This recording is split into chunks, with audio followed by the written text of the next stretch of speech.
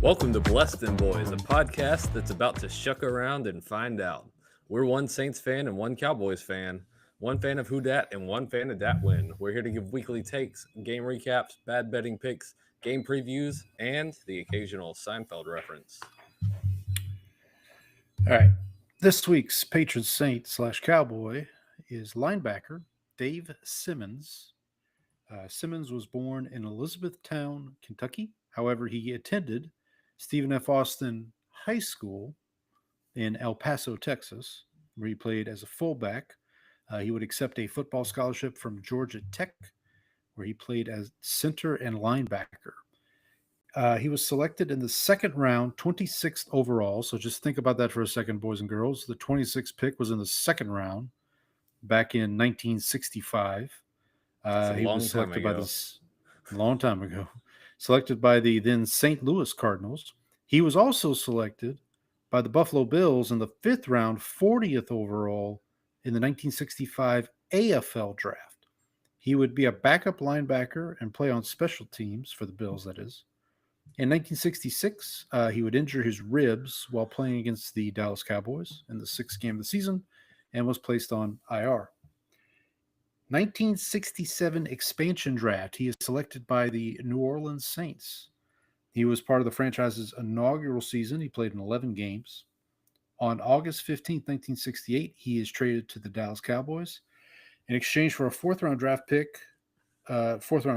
choice, would turn out to be Bob Hudspeth. In 1968, after trading the main backup at linebacker Harold Hayes, the Cowboys acquired Simmons and Jackie Burkett for depth purposes. He would appear in 13 games as a backup linebacker. He was released in 1969. That same year, he would be claimed off waivers by the Pittsburgh Steelers, however, was released on August 11th. Simmons was an ordained Baptist minister. He helped to establish King's Arrow Ranch for children in Lumberton, Mississippi. Started his personal ministry in Little Rock, Arkansas. He wrote the books Dad, the Family Coach, with a foreword provided by the late, great Tom Landry. Dad, the Family Mentor, with the foreword provided by Howard Hendricks. And Dad, the Family Counselor. On November 7th, 1994, Mr. Simmons unfortunately passed away in a one-car accident in Tennessee while traveling to Atlanta. So rest in peace, sir. I'm Paul, the Saints fan. I'm Brennan, the Cowboys fan. We're your hosts. Now a word from our sponsor, Izzy. Yeah, that's it. It's go time. Let's see you lift that. Mr. Mandelbaum, please. It's go time. This one's for you, Pop. It's go time. It's go time. You've been married 3 times. That's it! It's go time! It's go time. Go time it is. Get to the exciting football. Well, not for either one of our teams, but we'll talk about it here in a little bit. And that's our show. And that's our show. Yeah. Brandon's team sucks, and my team really sucks. Oh, well, at least on my team, one side of the ball is like horrendously bad, and the other part is okay. And your team is just it's a big mess. Big mess. It's a big mess. Yeah. If you would like to write in and tell us how our teams are both a big mess, you can do so. blessedandboys@gmail.com. Happy to report we do have a couple emails from Donnie again this week, so we'll get to those in a minute. We're on X at bless_dem_boys. I'm at Paul Elliott _316 PAULELLIOTT. Brandon is at Ball from Grace. We are on Blue Sky, even though we don't check it most weeks, if ever. Still haven't checked it. We got to get around to that. We really need to get that intern. I know. And with their help, we'll get that chicken. We'll get that chicken, yeah. If you're watching us right now live on YouTube, thank you. First of all, also hit that like button, that share and subscribe button too while you're here. Up to 15 subscribers, you were telling me on the YouTube. That's right. As the kids say, and we're not all male, right? Is that correct? No, we're now up to 1.8% female watchers. Welcome aboard, ladies. Maybe one of these days we can get up to 6'7", 6'7" for the kids out there. For the kids that understood that, there you go. Maybe that'll help our demographics a little bit. There we go. If you are not checking us out on YouTube, you can also check us out on Spotify and Apple. Again, like, share, subscribe, leave a rating and review. Tell your friends, tell your enemies, tell the bots. Bots are still going strong. Tell your lady friends. Tell your lady friends. Yeah, we are allies, as we. Yeah, as I texted you earlier. That's us. We try. We try to be. I did ask you. I said, do we have like just one female subscriber, and it's our friend Trang, maybe? Yeah, she probably she clicks on our tweets with the links sometimes. There you go. Well, Trang, if you are her, then welcome aboard. So. All right, let's we'll get it. Like I said, we'll get into the football here in a minute. But before we do that, we at Bless Them Boys pride ourselves on being able to discuss other things. But enough about fish. I can discuss other things, you know. All right, Brandon. I see a big old blank spot here on the notes. Really excited for you, really but I imagine you got up to some kind of shenanigans this week. Well, so on Sunday I ran a half marathon, so that took up most of my Sunday morning. But so my plan going into this weekend was to try to catch up on sleep and to prep for that. Well, Saturday night at 3 a.m. my phone goes off and there's a tornado warning right over our house. Yeah. And so we have to get the kids up, get in the closet, because we're watching, I have the news on my phone, and it's they're showing the map, and it's he's David Paul on KHOU 11 is circling the area, and he's it's right here, and it's oh, these are the streets right above, these are the cross streets right on our house. And I was okay, this is fantastic. So that kind of put the kibosh on getting a good night's sleep on Saturday or on Friday night. And then Saturday night, I just couldn't sleep. I didn't fall asleep until midnight, and then had to get up at 4:30 to go prep and go drive downtown for this run. So I didn't do as well. And then my hydration backpack also was not working. And so I trained with that. And then, so it was a whole ordeal. Everything went wrong. So I ended up. Can I ask how we do on the time? So my goal was to run under 2 hours, and I ran 2:07. So it was not the worst. I'd say considering the circumstances, I'd say that's it was fine. But I'd set a goal, and then everything went wrong, and so I was just I trained for a few months for this, and it was well, then it's all out the window. So I'm gonna attempt. There's actually another half marathon in your neck of the woods in a few months, and so I may try to run that. I think it's at what's it, Texas Typhoon, Texas, or Texas the water park. Oh yeah. So it's around there. They've been in the news recently around here. Yes, we won't get into that on here. Well, yeah.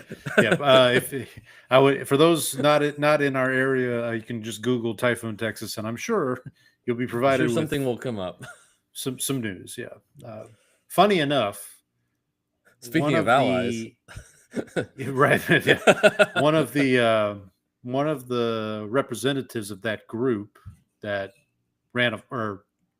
that Typhoon, Texas ran afoul of.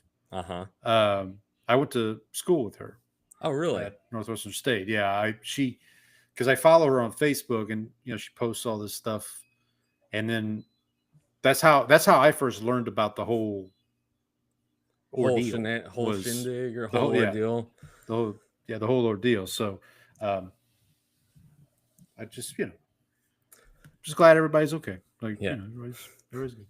So I did that on Sunday, and then we came back and like we went to lunch at World of Beer because I was like, so had Cinco Ranch in the no, Boston there's Terra? one there's Oh. one in Town Lake, which is closer to, and so we went to that one, and so like I could have like a burger and just like eat and have a couple of drinks to like, make my body feel a little better.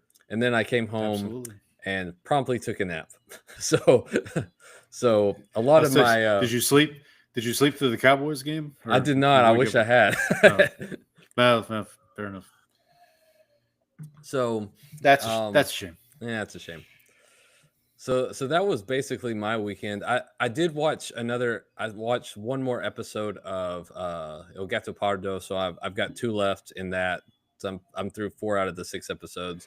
I think I'm going to do that, and then I'm going to go, and then I think I'm going to start season 2 of White Lotus. I think that's probably my next move. Very good. Very good. But other than that, I mean, most of my week was kind of like it was either working or spent kind of getting ready for the run and then doing the run, and so that kind of was basically my weeks. What about you, Paul? How's the old Criterion Challenge coming? Pretty good. I did not run a half. So kudos to you for doing that. So I've got knocked 2 more movies out on the Criterion Challenge. First one is from the AAPI filmmakers. That's Asian American Pacific Islander filmmakers.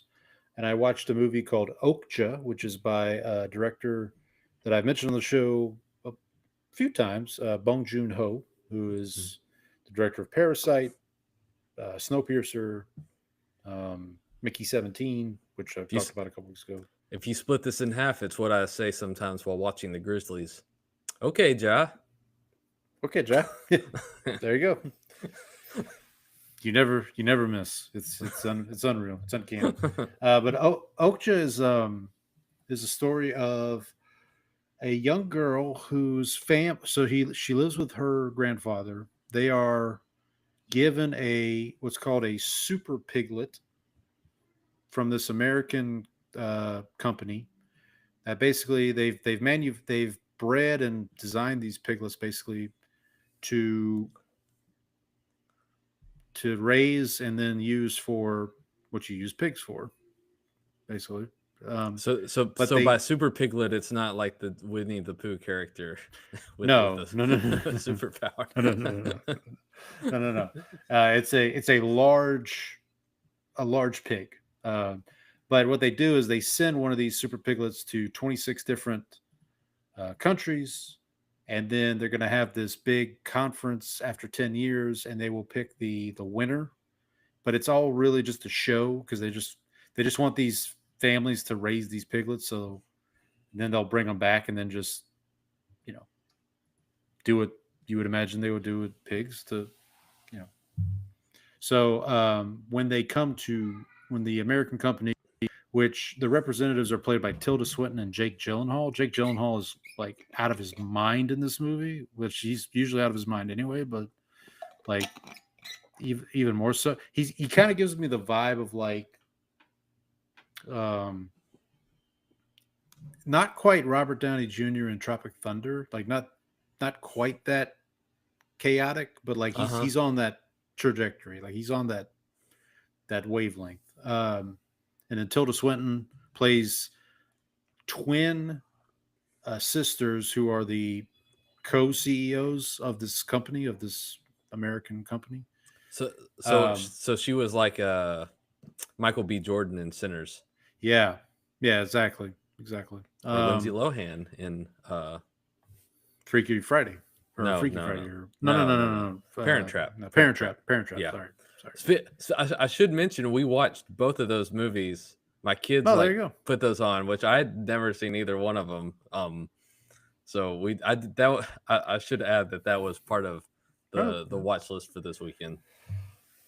There you But this movie, so it also when they come to get Okja from this family, the young girl's under the impression that her grandfather has been making payments so that they can own Okja, but he really hasn't.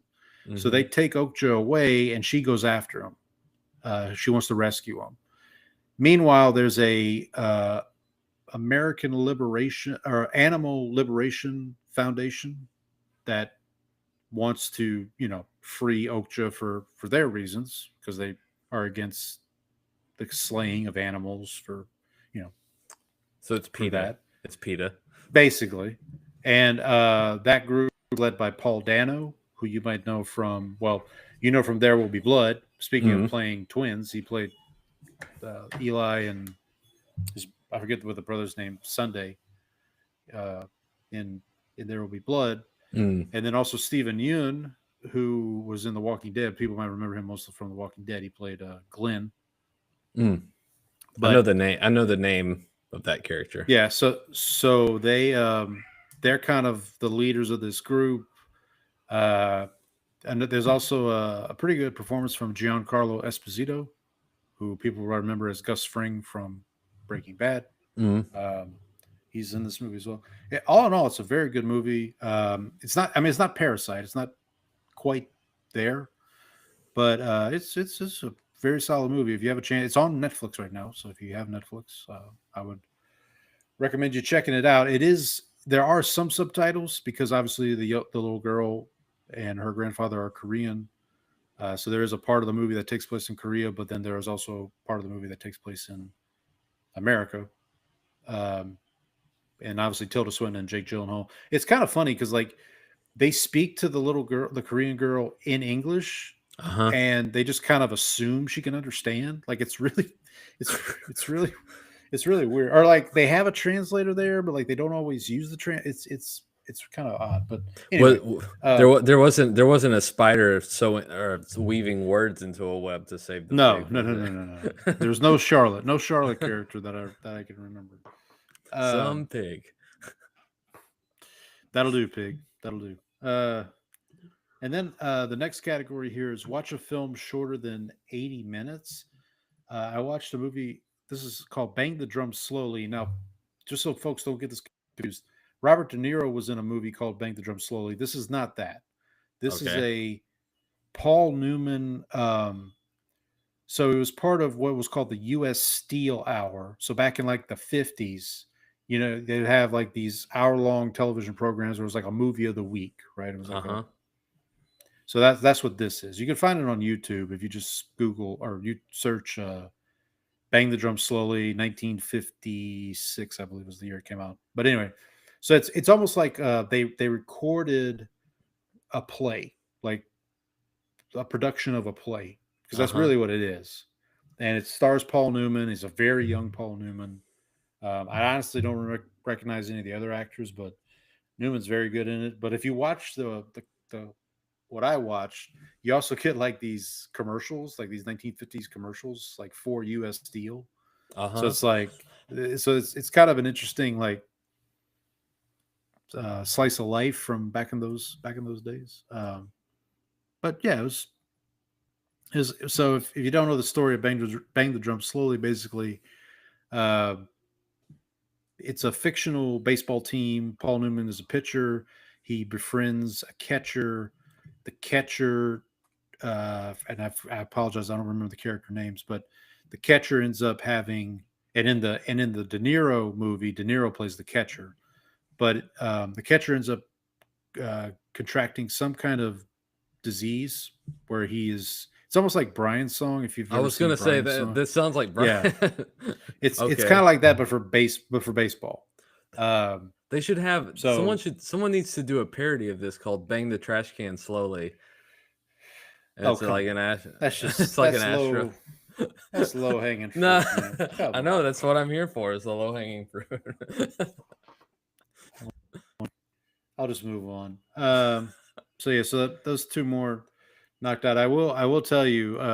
I consider doing so. The next movie on my list is before you do that. I have a Paul Newman question. Was this before or after he came up with the salad dressings? Way before. I think. Okay. Yeah, way before. I don't know exactly when he came up with the salad dressings, but I'm pretty sure this is before that. But I will say the next movie, which I'll hopefully talk about next week if I get a chance to watch it, is I believe is a subtitle movie. It's called Anatomy of a Fall. It was an Oscar movie a couple years ago, but it's from France, I want to say. Uh-huh. I almost tried to knock it out, but it's like 2.5 hours long. So I was like, yeah. It's supposed to be pretty good, right? Was it? Yeah, it is. It is supposed to be very good. So I am looking forward to seeing it, but I just didn't think I could watch it in time for today. Something I did watch. This is a new release. It's from Netflix. It's called A House of Dynamite. It's directed by Catherine Bigelow, who you might know from Zero Dark 30, Point Break. What was the other one? Hurt Locker. Hurt Locker. That's the one I was trying to think of. Yeah.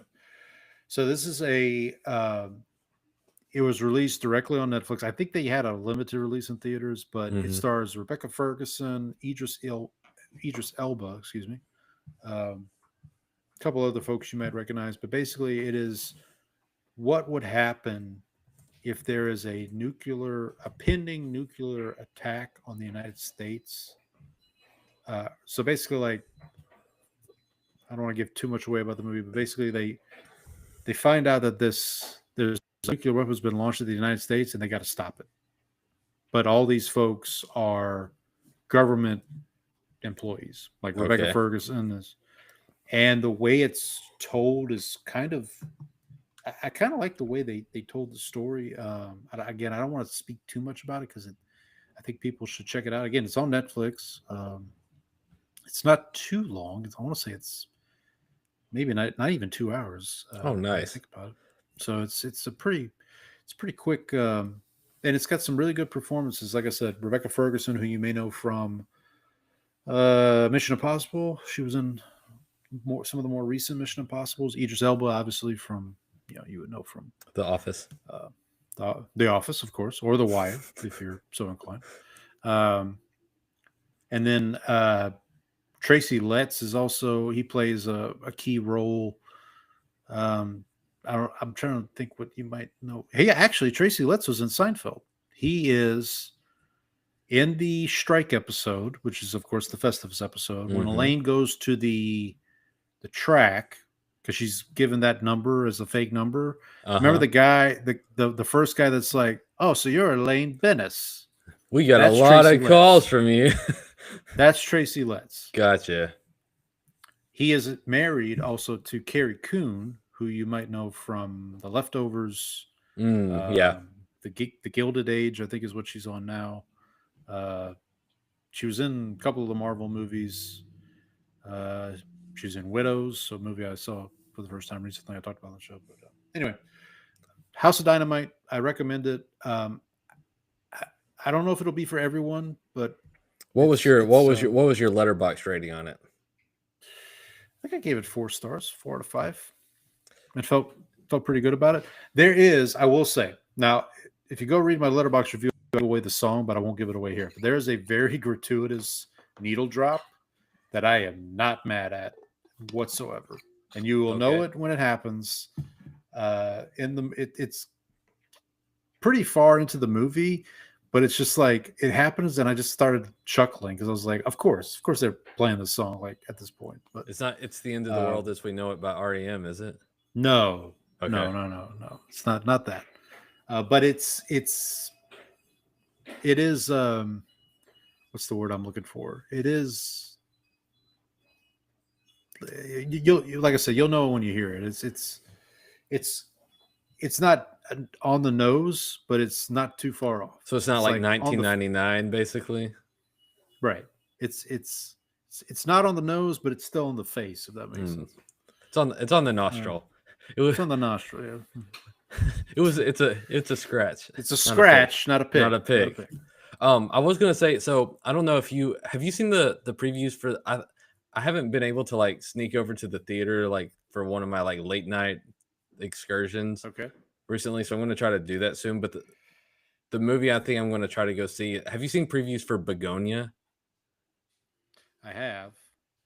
So that I think that's going to Footloose. be that comes out this weekend, and so I think I might Friday, try. yeah. I might try to go see that.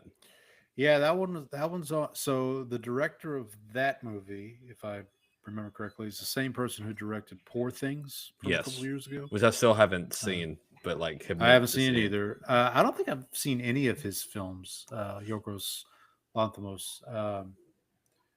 But he's known to be a little out there. Yeah, Little, he's out there, Jerry, and he's loving every minute of it. he's loving every minute. I did actually read he's taking a break Yeah, from directing.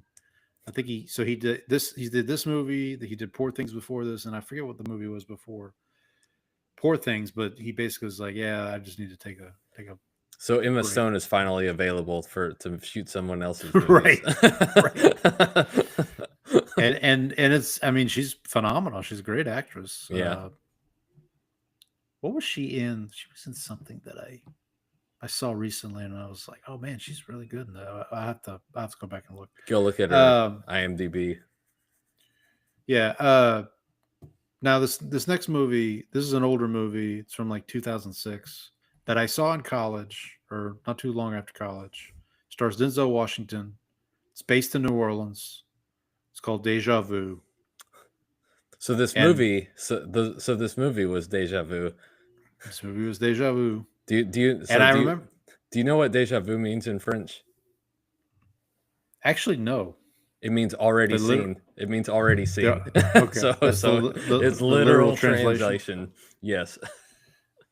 So, for those unfamiliar, Denzel is called in. He is a ATF agent, alcohol, tobacco, firearms agent, working in New Orleans.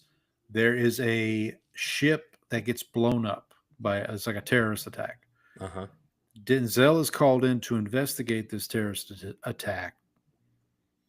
And in the process of investigating that, he also begins investigating the murder of a young woman who it looks like is related to the boat attack. Uh-huh. But Denzel quickly figures out like she couldn't have died in the boat attack. It looks like she did, but he starts piecing things together and realizes I don't think that's the case. And then There's something missing. something's missing. And then it also stars the late great Val Kilmer as an FBI agent that teams up with Denzel to kind of solve both cases. Paula Patton plays the young woman, and then it gets into. I will be honest with you. Some of the science of this movie doesn't science too well, but I don't care. It's a phenomenal. This was the first movie I think they filmed in New Orleans after Katrina, also, because there's a at the end of the movie there's a screen. Something Like comes a up on the text- screen. Yeah, like a text. Yeah, stream text of it. message. Yeah, a blurb.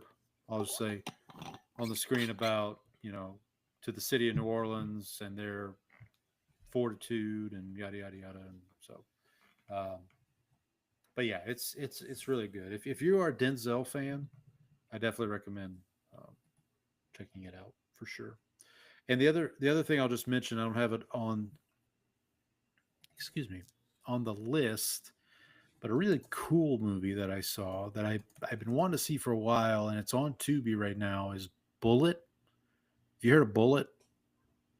It's from 1968, stars Steve McQueen, and it has one of the greatest car chases in the history of movies. And I've heard about this movie for years. Finally got to, so Sunday night I was like, yeah, I'll fire it up.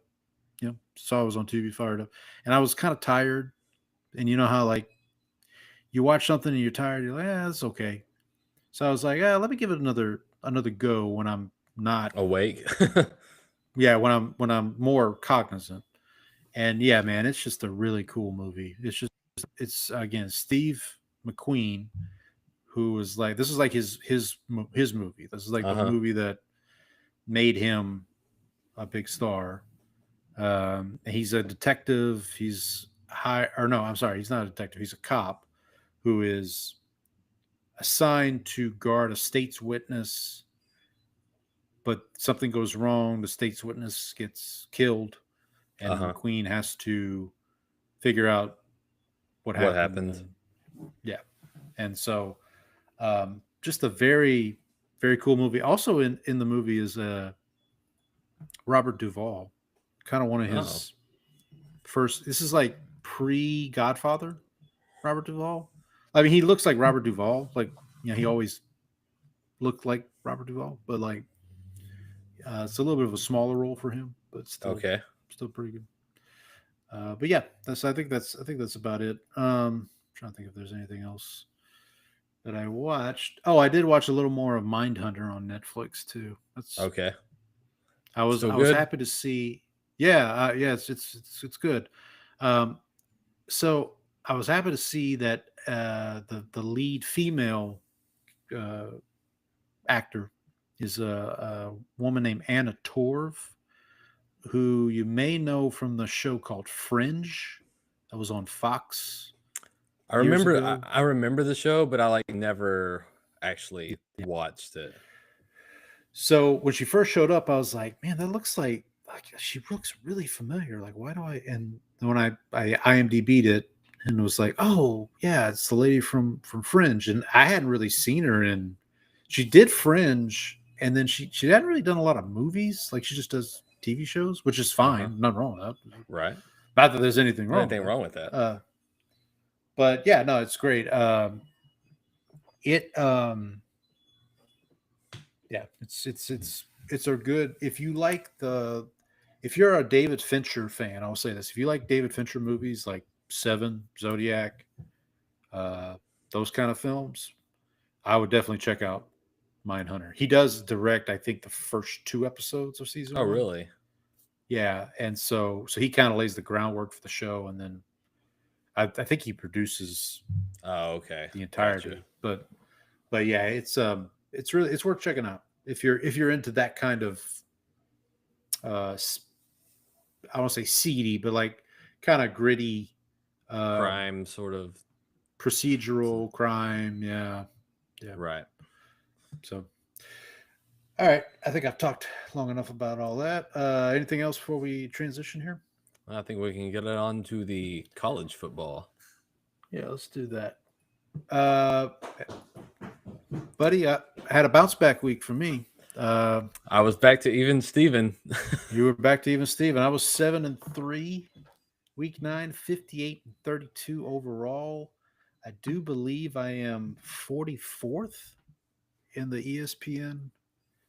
I've even with my 5-5 performance, I moved up to the top 3,500. Yeah, I'm 44th. In our group, let me just pull that up real quick. Well, I made up a little bit of ground on you last week, and I just gave it back. So I think you're 8 points ahead of me now. Yeah, I'm 8 games up on you. Andy's at 41-29. Shout out to our guy Andy. I think he missed a couple games. Though. He missed a couple of weeks. That's fine. Yeah, 7-3 after a 4-6 week prior. I'll take it. I'm not going to look that gift horse in the mouth. I will. We do want to talk about before we get to picking this week's games? Obviously, big news. A&M put belt to ass on LSU, and Brian Kelly, he gone. He had to go. Brian Kelly had to GEAU go, or GEAUX go. GEAUX go. Yeah. And I was texting. We were texting back and forth today, and I said my favorite thing right now are all these Brian Kelly tweets. I sent you the one of like it's Mike Gundy, but they just put Brian Kelly's face with the mullet on it too, and it said Oklahoma State can do the funniest thing or something like that. I like the one you sent me that had him as Robert Downey Jr. in blackface from Tropic Thunder, and it was him interviewing for what Brian was it, Kelly. Howard? Brian Kelly shows up to interview at Howard, and it's the picture of Robert Downey Jr. from Tropic Thunder. Yeah, Don't you feel bad for his family? No, That man's still getting paid. He's gonna get like a $50-something million buyout. He seems like a punk too. Well, apparently, I read. I sent you this too. I don't know if you saw it, but apparently Sunday morning when he went to go into the facility, he was locked out. This thumb. But that was supposedly a mistake. But then, obviously, as the day progressed, it was not a mistake. He cannot get in the facility for good reasons. Right. But yeah, I am not a diehard LSU fan. Obviously, being a Saints fan, I come across diehard LSU fans. I actually technically used to work for LSU when we lived in Louisiana. Obviously, if you live in Louisiana, LSU is the school. Like no other school is. I guess Tulane is the closest one. Not the Raging Cajuns or not the Raging Cajuns, not the Northwestern State or Northwestern State Demons. No, they're not it. But I mean, I guess Southern and Grambling are kind of big deals because of like they're being historically black colleges and like what they represent for the state. But in terms of like the football school in Louisiana, it's LSU.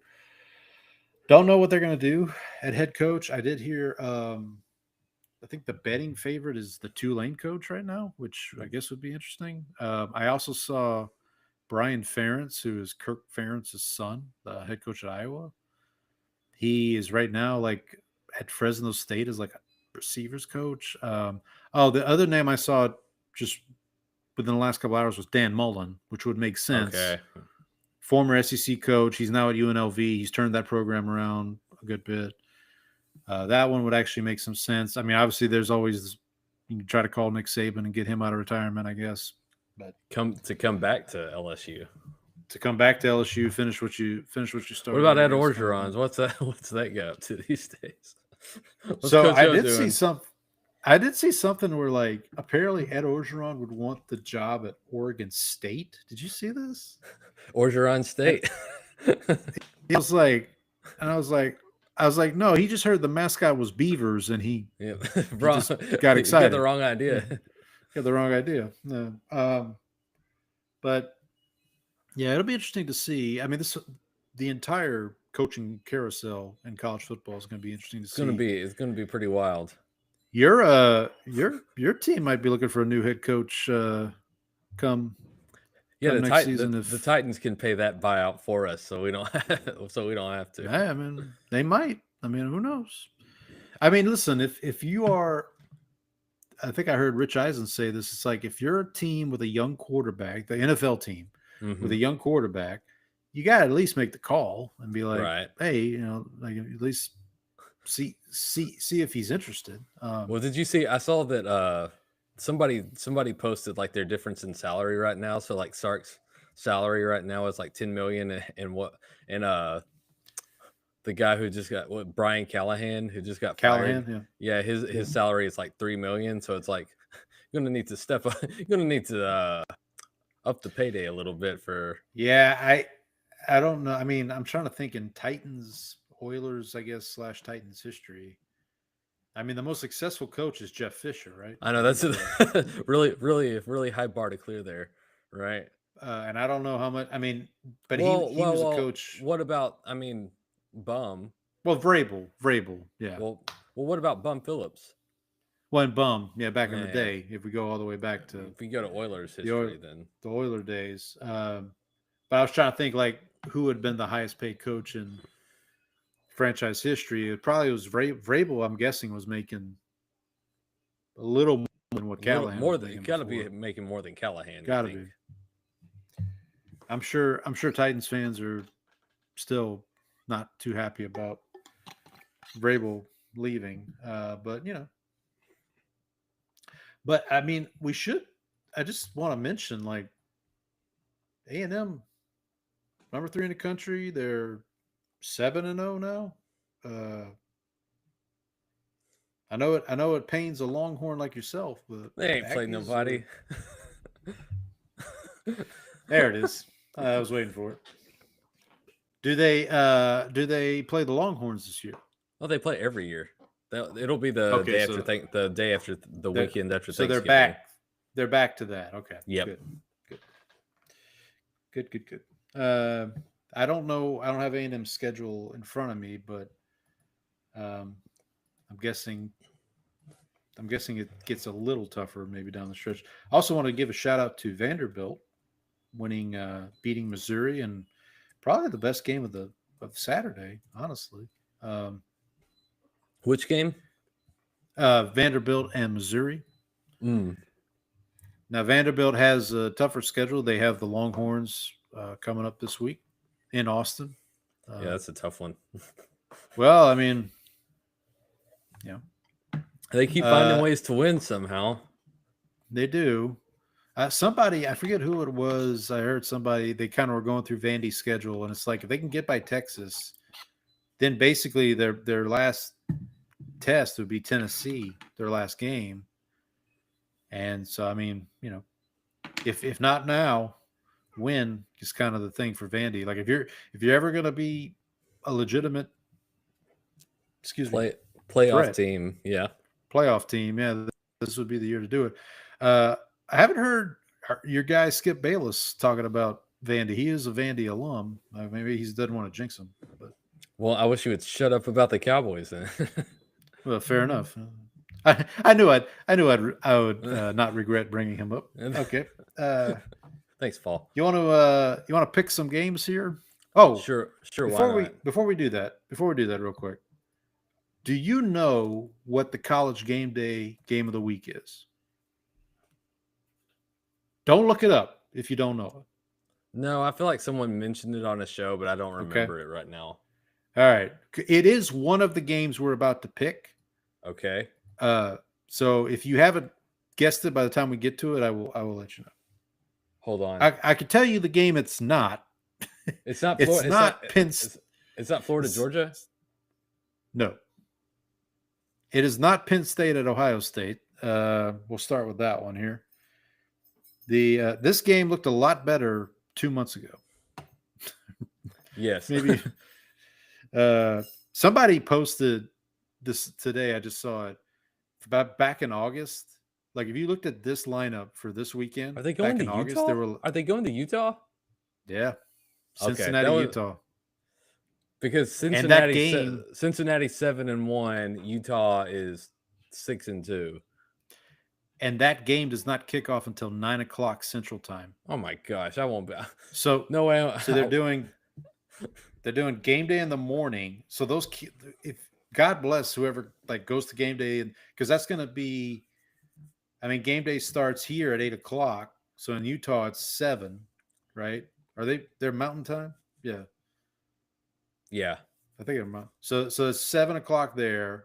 So yeah, it's going to be 7 to 7 for them because they'll kick off. They'll kick off 8:00 local time. You know how College Station Police has that scanner where they'll post the little clips of people getting arrested during A&M game day? We need that for this because I feel like, well, although it is in Utah, so there might be better self-control because they are the Mormons. I mean, you would hope. Yeah, it's funny. I associate that more with BYU than with Utah, with the University of Utah. Well, the University of Utah, they can have sex, so BYU you can't. Well, shout out to them. Good luck with that. Well, I mean, that's the rules. Dem's the rules. All right, well, let's get some games here. So, Penn State at Ohio State. This game, like I said, what I was mentioning earlier was somebody posted a tweet from back in August where they're like, "Man, I can't wait for November 1st," and it's all these ranked matchups, and now it's all these games suck. None of these games are even close to that now. But Penn State at Ohio State. Penn State obviously still under an interim coach. Ohio State, the home team here, they are laying 20.5 points. I will be laying 20.5 with the Buckeyes. Me too. Up next, we've got the University of Miami Hurricanes traveling to Fort Worth, SMU, right? Dallas. SMU's in Fort Worth. Dallas. Okay. TCU's Fort Worth. Okay. I knew I was mixing them up. Okay. Miami traveling to Dallas to take on the SMU Mustangs. Mustangs are the home dogs here. They are getting 10.5. I'm going to lay the 10.5 with the Hurricanes. I'm taking the U. Hey, you think Michael Irvin will be at this game? Yelling and screaming and going hog wild. Hey, God bless him. He's having fun. He is. Let a man live. Let the man live. Up next, we've got we could actually go to this game if we wanted to. West Virginia travels to Houston to take on the Cougars. Cougars are 7-1, coming off a big win against Arizona State last week. Upset over Arizona State. Which I think we both took the points in that one, right? If I remember, I know I did. I know I did. Yeah. This week they're laying 15.5. I'm going to lay 15.5 here with the Cougars. Almost heaven, West Virginia. Oh boy, take me home. Take me home. Not so fast, my friend. Take me home. All right. Up next, we've got the Louisville Cardinals sitting at 6-1, traveling to Virginia Tech, Blacksburg, Virginia, take on the Hokies. The Cardinals are the road favorite here, laying 10.5. I hate to keep laying the points, but I'm going to lay the points here with Louisville. Not so fast, my friend. I will take the Hoagies. The Hokies, not the Hoagies. I'll take the sandwich. Not the sandwich. They're not a sandwich. I'll take no. I want the. Hoagie. I know what a hoagie is. I don't know what a hokey is, but I know what a hoagie is. Is it like a hokey pokey? When they go to jail, when they're in the jail, they're in the hokey pokey. Quick story. So when I was in college, my first year of college, LSU played Virginia Tech on like Labor Day weekend. I had to go back to college. I had to go back to school on Labor Day because we had band rehearsal that afternoon. And we're in band rehearsal, and our band director, because again, I went to Northwestern State, so like everybody hates LSU pretty much. Our band director was like, I don't know what a hokey is, but I love it. because Virginia Tech had beat them that year. All right, up next here, the Red Raiders of Texas Tech traveling to Manhattan, Kansas, to take on the Wildcats, Kansas State. This number seems low. Texas Tech's laying 6.5. I think maybe I'm missing something here. I'm laying the points. I don't know. Yeah, I guess I'll lay the points too. Just feels like a low number. Kansas State's 4-4.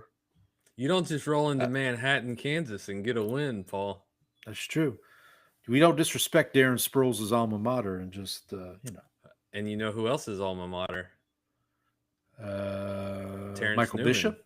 Terrence Newman. Newman. Of course. Cowboy legend. That's right. Hello, Newman. All right, moving on here. The Fighting Signettis, the Indiana Hoosiers, traveling to Maryland, take on the Terrapins. Indiana laying 21.5. So last week I almost took the points. Well, I forget who Indiana was playing, and then I was like, it was UCLA. It was like, like Signetti don't give a damn. He still don't give a damn. I'm laying the points, 20.5. Yep, me too. 21.5, excuse me. 21. I'll lay him. Georgia at Florida do they still play this game at Jacksonville? This used to be like they used to call it the big. I forget what they had a name for the game. The cocktail party? Yeah, that's what it was. And they played it in Jacksonville every year. It's obviously as big a game now because Florida's kind of on a downslope. They fired their coach. Georgia laying 7.5. I'm gonna lay the points here. 7.5 for the Bulldogs. Jacksonville, Florida, neutral site in Everbank Stadium. So they're playing in Duval. Duval. Um, I'm so taking the Jaguars are off this week, so I'm taking the Gators. taking the points of the Gators. All right. Yep. Sounds good. Shout out to University of Florida alum Trevor Sycamore, who's the host of the NFL Stock Exchange podcast that I've mentioned on the show before, and an avid Tampa Bay Buccaneers fan. But I don't hold it against him. All right, three more here. Notre Dame travels to Boston College. Boston College 1-7. Eesh, it's rough. Notre Dame laying 29.5. I feel like I always get these games wrong with the Irish. Like I always pick the wrong side. I'm going to lay the points here. I'm going to take the points. You take the points.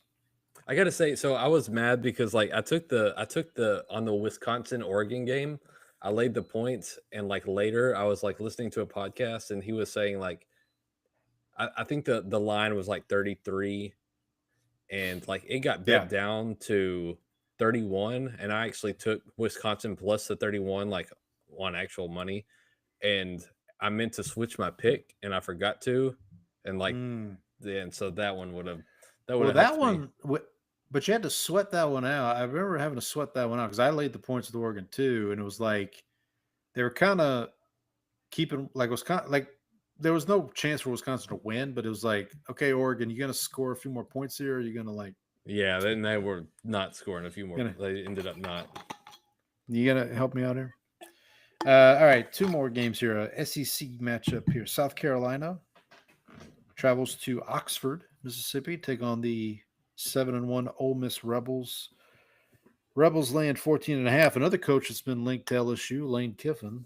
I don't know how that would go if he left Ole Miss for LSU. All right, you know what? I'm going to take the points. So I'll take the 14.5. Yeah, I'm taking the points too. The Gamecocks. I know South Carolina like pulled the upset this week, but like there have been too many times this year where I've like laid the points with Ole Miss and they just like have not come through.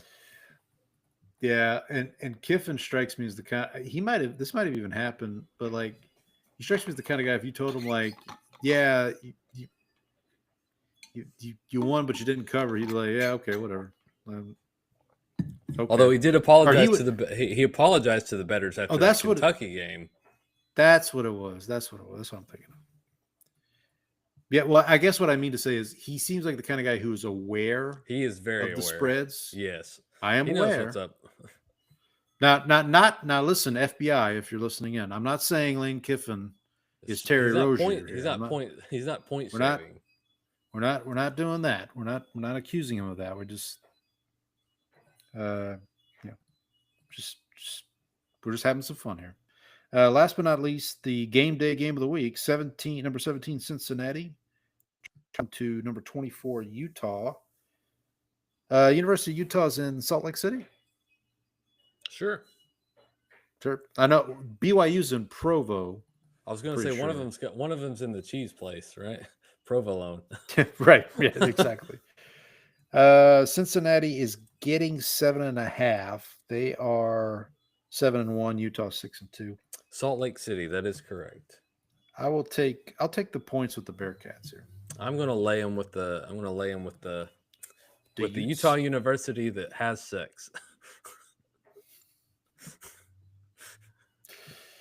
Let's get off of this topic. I'm gonna be on Marissa Tomei's side. I'm gonna take the Utes. There were two Utes. There you go. All right, buddy. Enough of the college picks. You ready to get into the professionals? Sure, why not? They claim to be professionals. At least our teams do. Before we get into recapping week 8. Just a quick rundown of our picks here. So preseason picks, which to remind everyone, Brandon and I before the season started went through every game, every week, and picked one by one. For week 8, I was 6-7 overall for the season. I'm 72-49. Brandon, looks like you're 9-4 for the week. 76-44. Okay, so I gotta catch up. So wait a minute. Why are you? You're 4.5 games better than me. There's that tie, Are you? right? Oh, okay. So all right. So I'm 72 and 48 then, I guess, Yeah. because I count the tie as a loss. I take it. I am 76, 44, and 1. All right. That's how I'm. So just I have to remember going forward that I'm take my losses and -1. So okay, Yeah, that's fine. So and in case you're curious, so Chat GPT, Oh yeah. 10 and 3 this week. Okay. It is now, I think it is now 67 and 52. And I Not think bad. that's because it like when I made it pick the schedule, it didn't give me all the games because it like somehow missed games that like some of these games also have the wrong home team on them when the computer spit out the schedule. Oh, and so like when Chat GPT picks them. yes. So Oh, okay. I was like, okay. All right. So now in our ESPN pick'em, remember we have two groups here. We got the spread and we got the confidence. In the spread picks, we were both, correct if I'm wrong, but we were both 5 and 8 for the week. I am sitting at 52 and 69. Brandon is at 54 and 67. Shout out to Andy, the Bears fan, the only one in our group somewhat close to 500. He's 60 and 61 for the season. Donnie in second place right now at 58 and 62. So, buddy, we gotta pick it up here in our picks against the spread. I know we stink it up. We're That's why we say fade them boys. Right, exactly. Yeah. Now, we're doing a little better in the confidence picks. So I was 10 and 3, 68 points for the week for week 8, 71 and 49, 616 for the season. I'm still in last place though. You are 9 and 4 for the week, 70 points, 73 and 47, 674 points. If we look at record, in first place by record is our mystery contestant, who is either Brock Purdy or Matt Eberflus. They are at 78 and 42, but if you go by points, Brandon, you are in a dead tie with either Matt Eberflus or Brock Purdy, and our buddy Andy's right behind you guys at 667. So, yeah, actually I've made up some ground the last couple of weeks on our mystery contestant. Well, there you go. Good for you, buddy. This is the one where you need to get it into gear. Well, I am aware. I am aware. I do want to also mention before we get into the recap. So fantasy football, I was texting you about this earlier. Had something happen in fantasy football this week. Never happened to me that I can recall ever. I ended up in a tie, like a dead tie. And I was like, I saw it this morning. I'm like, wait a minute, how is this possible? So going into the Monday night game, I had Bill Merritt from the Commanders. My opponent had Deebo Samuel.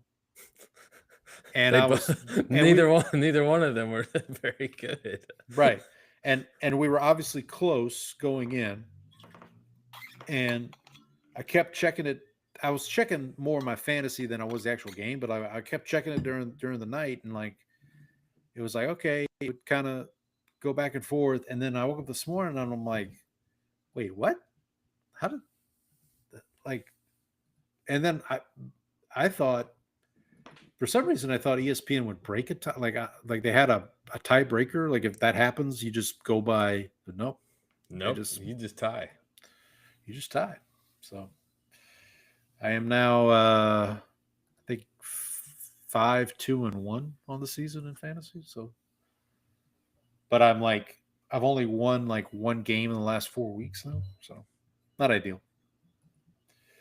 But anyway, moving on here. So let's recap some of these week 8 games. We'll remind you who was on a bye. We had the Cardinals. Their bye was brought to you by Scooby Wright III.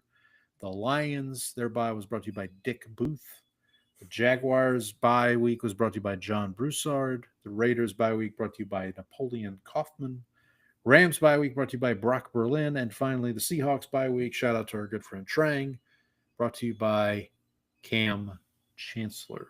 So we'll start with the Thursday night game, brought to you by a local Houstonian, Sean Salisbury, who he did have a radio show in the area. I don't think he has it anymore, but he presented Chargers 37, Vikings 10. I was able to hit on this one. I laid the points. Brandon, unfortunately, took the points with the Vikings. So we had a clip that you sent out last week about Carson Wentz, and we were pretty rough on Carson. We said he sucked, but yeah. Just among other things, yeah. Well, you said he sucked. I did. I just agreed. So he was, and you could tell. I didn't watch his whole game, but I watched enough to see like he was definitely in pain. Which I kept thinking, like, well, how bad is this backup from the? Because the kid, not McCarthy, but no, the other Max Brom. Yeah, Max Brosmer, I believe. Brosmer, okay. Who is a University of Minnesota quarterback. I saw him play in the preseason. I didn't think he was that bad. I'm like at some point you're just like, look, Carson, just take it easy. Like, sit down. Do you think Kevin O'Connell, like, for some reason, like, hates Carson Wentz, and he's like, you get back out there. Maybe this is just like punishment. I guess, man. Like, it was really weird. So for the Chargers, good for them, I guess, getting back on the winning track here. They did get a little healthier. Joe Alt, I totally forgot. I didn't even realize he was coming back, or I probably would have taken, because the whole premise of this was like they're not going to be able to protect Herbert behind that offensive line in this defense, and it just did that premise didn't quite stand up to further scrutiny. So a good win for the Chargers. Now they kind of keep pace in that AFC West battle. For the Vikings, I don't know, buddy. It's getting late. It's getting late for the Vikings. Like the NFC North's not getting any easier. I mean, even I know we'll talk about the Bears here in a minute. Even though the Bears lost, it's not like. I mean, it's the Vikings look like maybe the worst team in the division, especially with these quarterback questions. But we'll see what O'Connell can. The whole rest of their season will depend on, like, is JJ McCarthy actually, like, can he be competent in this system, and can they, like, get anything out of him, or is this just going to end up being a lost season where, like, maybe the McCarthy thing may not be an answer, where he may not be, like, you may see flashes, as long as they are able to see. You don't need him to be like an amazing quarterback right now. You just kind of have to understand that this was going to be a step back season, and, like, as long as you can figure out if he is the guy, then you're fine. Like, I don't think you need to win in this season for it to be a success. Right. You just need to hope that you see enough out of McCarthy to be able to, like, think that he can take the next step. Were you aware that both Daniel Jones and Sam Darnold were on this team last year? I don't know if you were. I forgot that Daniel Jones. I mean, obviously, like. No, I'm just joking, because, like, they kept, like, every time on the Thursday night game, it's like, well, you had these two, like, because everybody, and I think I even mentioned, I don't want to sound like I'm patting myself on the back here, but, like, during the offseason, I think I mentioned, I was like, okay, I get why you don't re-sign Sam Darnold, but Daniel Jones is there too. Like, he could. I know why Daniel Jones wouldn't stick around, because he wants a chance to start, and obviously he's taking it and running with it in Indianapolis. But I don't know. It just seemed like I just had to laugh, because, like, it was almost like this week the national media remembered that. You know what I mean? Like, they remembered, like, oh yeah, they had both of these guys last year. It's kind of like when they remembered that Carolina Carolina once upon a had time both Sam Darnold and Baker Mayfield at the same team. Yeah. And they had Baker Mayfield running defensive reps in practice or doing like the squad. Wasn't he playing like defensive back or something? Yeah. On the scout defensive team. tackle. No, he was doing like defensive line on the scout team. Yeah. It's weird. Anyway, so Chargers get a win there. These teams, I feel like the Chargers are, if their health can stay steady, it seems like they've got something with this Oronde Gadsden kid. Son of Oronde Gadsden Jr., son of Oronde Gadsden. Yes, that is true. So we'll move on here to the Sunday early games. Joey Harrington presents Dolphins 34, Falcons 10. I'm here to say it, Brandon. The Falcons are the weirdest team in the NFL. You cannot count on them week to week for anything. Like, I'm serious. Like the last time we saw them, they were like destroying, they were destroying the Bills. The Bills, like they were in Josh Allen's face all night. And then this week they're like, well, I guess the Dolphins figured something out. Yeah, maybe they showed up on time for their team meetings this week. No, jeez. I mean, here comes the Dolphins with their coach basically on his last legs. Tua is kind of on his last legs too, honestly. Like and the Falcons were, I'm looking up, because were the Falcons on a bye the week before? I think so. Because they had they lost to the 49ers. That's what it was. That's right. So there's more to this. So they beat the Bills. They go to San Francisco. Apparently Penix gets hurt in the San Francisco game, which I totally missed last week. And so they start Cousins, and Kirk Cousins looks like doo-doo. And Drake London's wasn't playing either. But I mean, how do you? They gave up 34 points to the Dolphins. Like, this is weird. I don't know. The Dolphins coach was on his last legs, and those legs were wearing some really weird pants. Exactly. What the problem? You know what the problem with the Falcons is? What's that? They let their cousins get too close to their Penix, and you can't have that happen, man. That's just trouble. That's just trouble. Oh boy. Here's the Falcons season. I'm just going to run through their 6 games here. They lose a close game week 1 to the Bucks.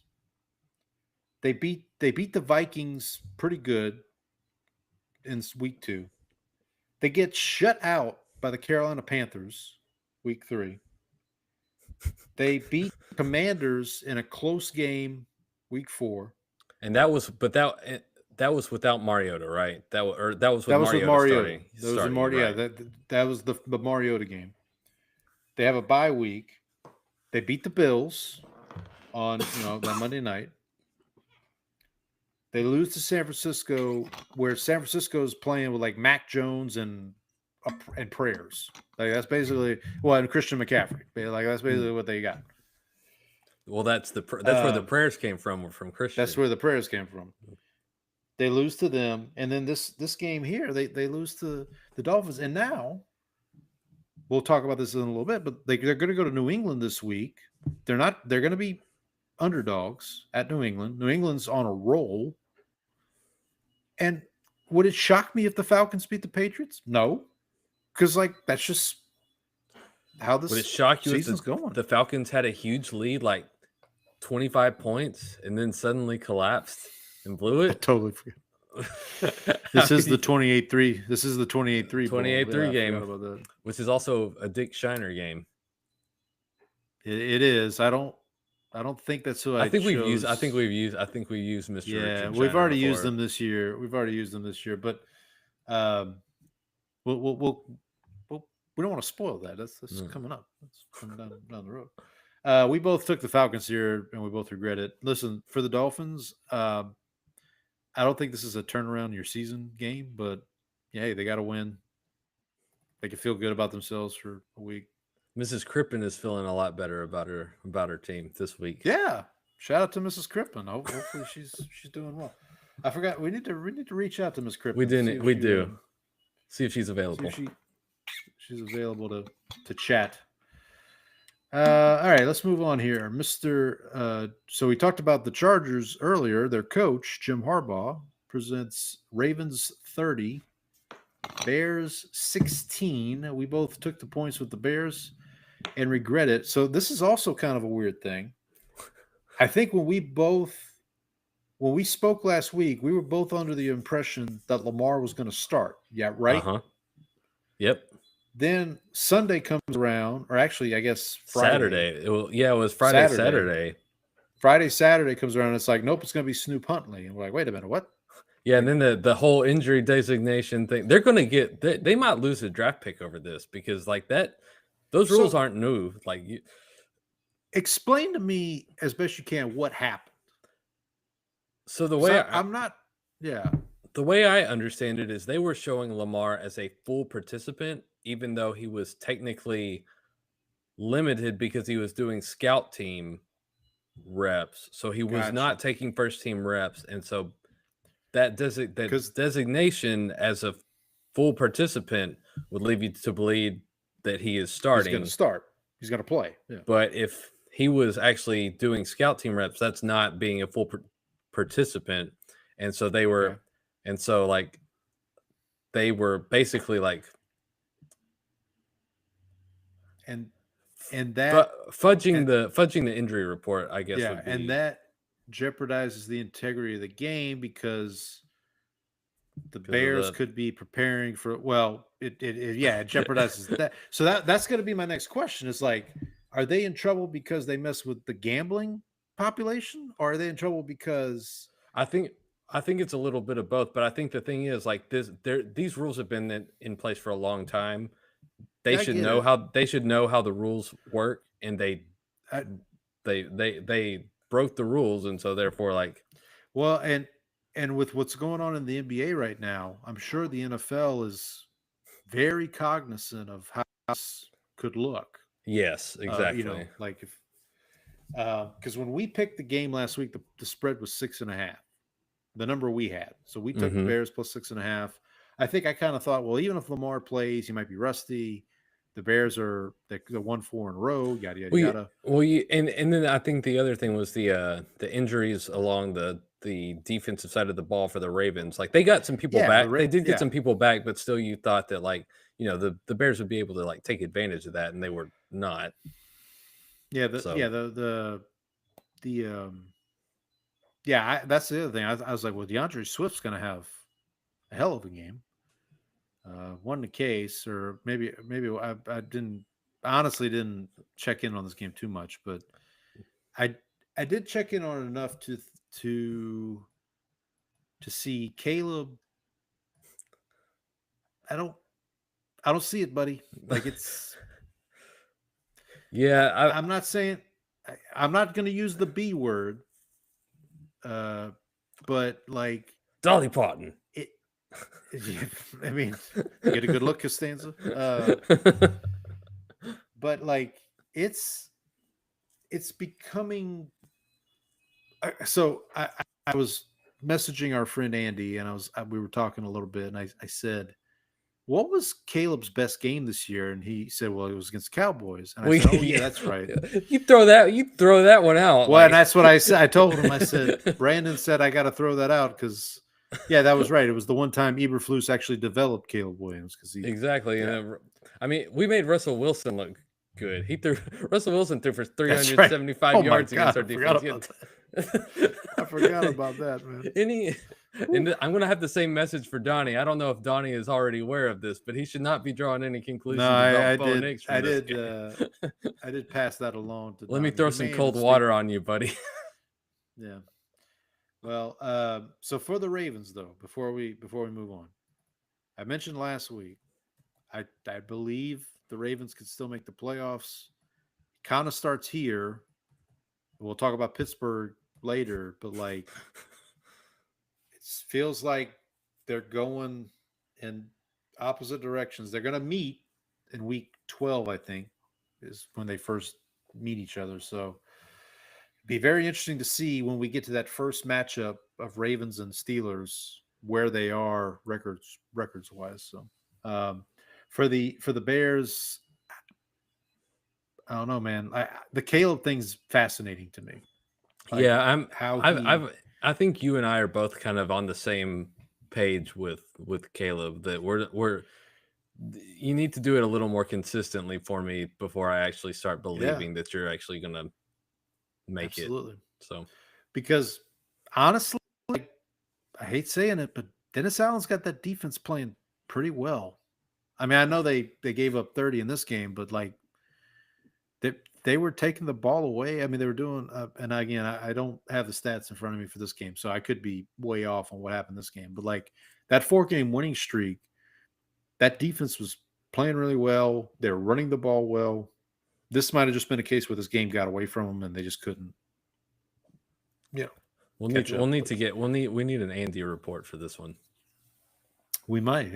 Well, I did ask him, and he said he didn't get to watch much of it. So. Oh, okay. So he's like the rest of us. Say la vie, yeah. All right, let's move on here. Don Beebe, former Super Bowl legend here, presents Bills 40, Panthers 9. So last week we were doing our upset, Georgia's getting upset pick, and I initially went Browns over Patriots, and then I was like, I think I'll change it to Panthers over Bills. Here's what I forgot. The Bills are coming off a bye. I was thinking, well, the Bills' run defense isn't too great. So Rico Dowdle's going to strap up. But I forgot the Panthers' defense is pretty bad too.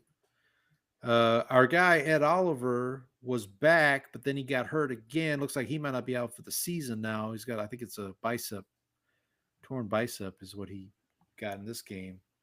All that to say, Bills took care of business, which they needed to do. They were coming off a bye after losing 2 in a row, right? They lost to the Patriots and the Falcons. That was back to back, I think. Yeah, before their bye week. I'll have to vet that. Yeah, but anyway, they had lost the 2 games to the Patriots and the one to the Patriots, one to the Falcons. So this was definitely a get right game for them. I didn't see much of this game. Again, I didn't see much of it, but I'll does look like they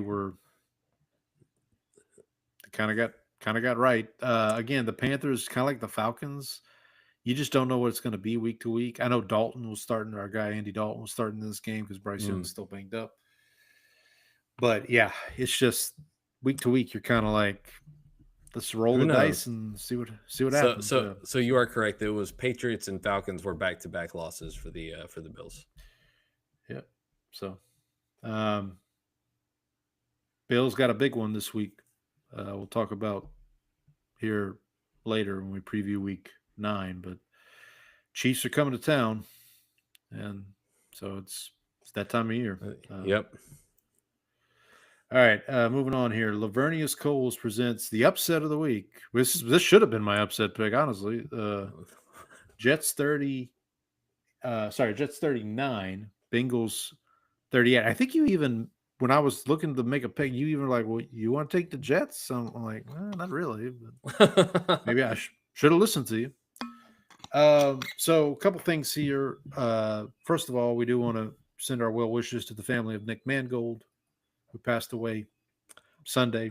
I didn't realize that he'd had that kidney disease for it was found a long time. Like this was not like a new diagnosis. Yeah, it wasn't. So it was. But so he was a longtime Jet. I think he may have played for a couple other teams, but I always thought of him as a Jet. But he was from Ohio. I believe he did attend Ohio State. So it is kind of fitting that on the day he passes, the Jets win their first game of the season in Cincinnati, and overcome a 15-point deficit in the fourth quarter to do it. Yeah, that Bengals defense is playing at Dallas Cowboy levels right now. Yeah, it ain't good. again, kind of like with the Dolphins, like obviously this is not I don't think that the Jets are going to turn their season around thing, but it's nice to get a win, get the monkey off the back. Aaron Glenn still developing that team. Justin Fields, I heard a stat today.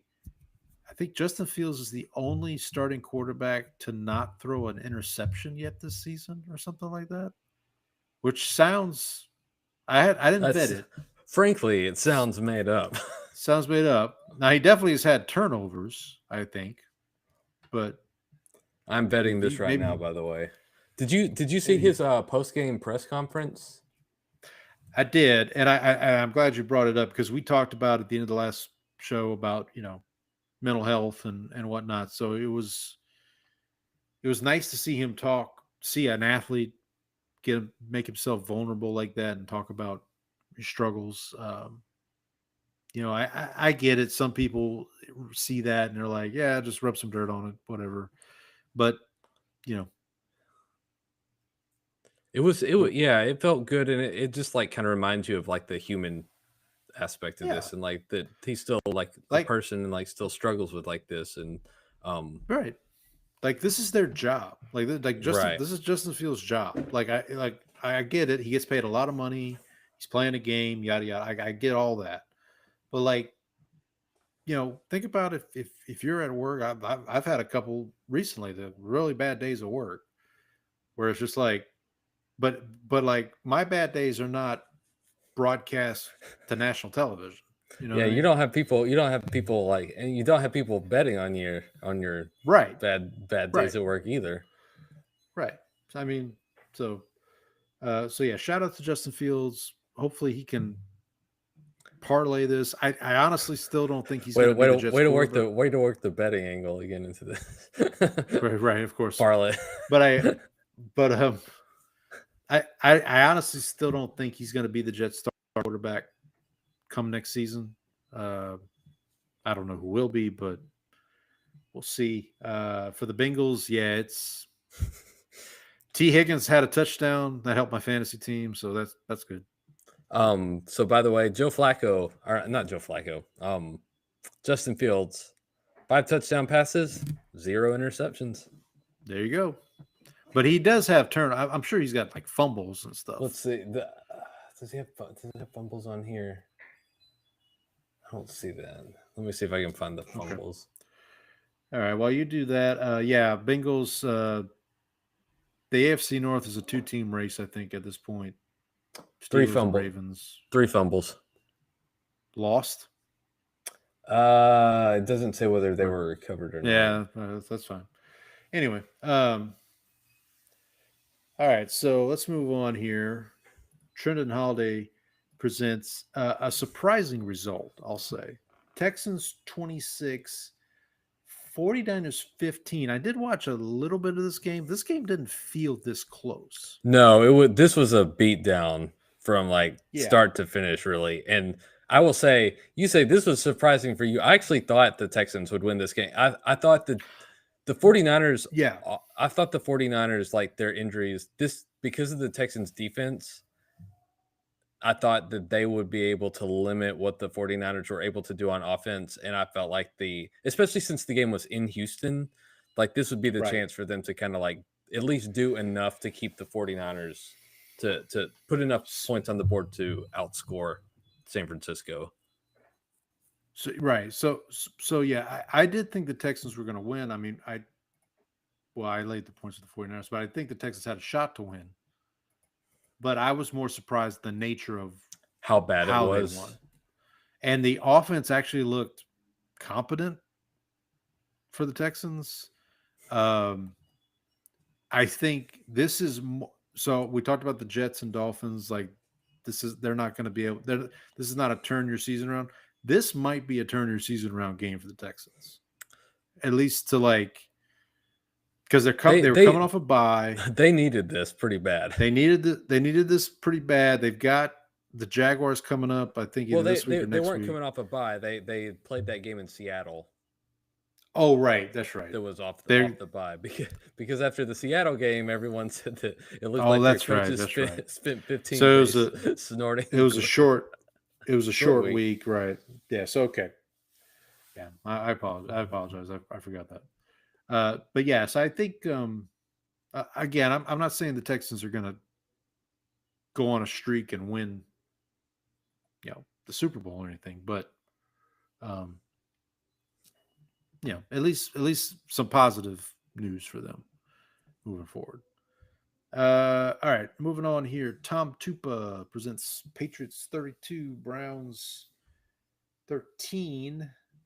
So I mean, well, we got to play the drop. Where is it? Hold on. Gotta Where play are the you, drop Drake? here. I don't even like Drake. You don't like the Drake? I hate the Drake. I love the Drake. How could you not like the Drake? Who's the Drake? Who's the Drake? The Drake is good. The Drake is good. Yeah, he was good for my fantasy team. I mentioned it last week. He's my guy going forward.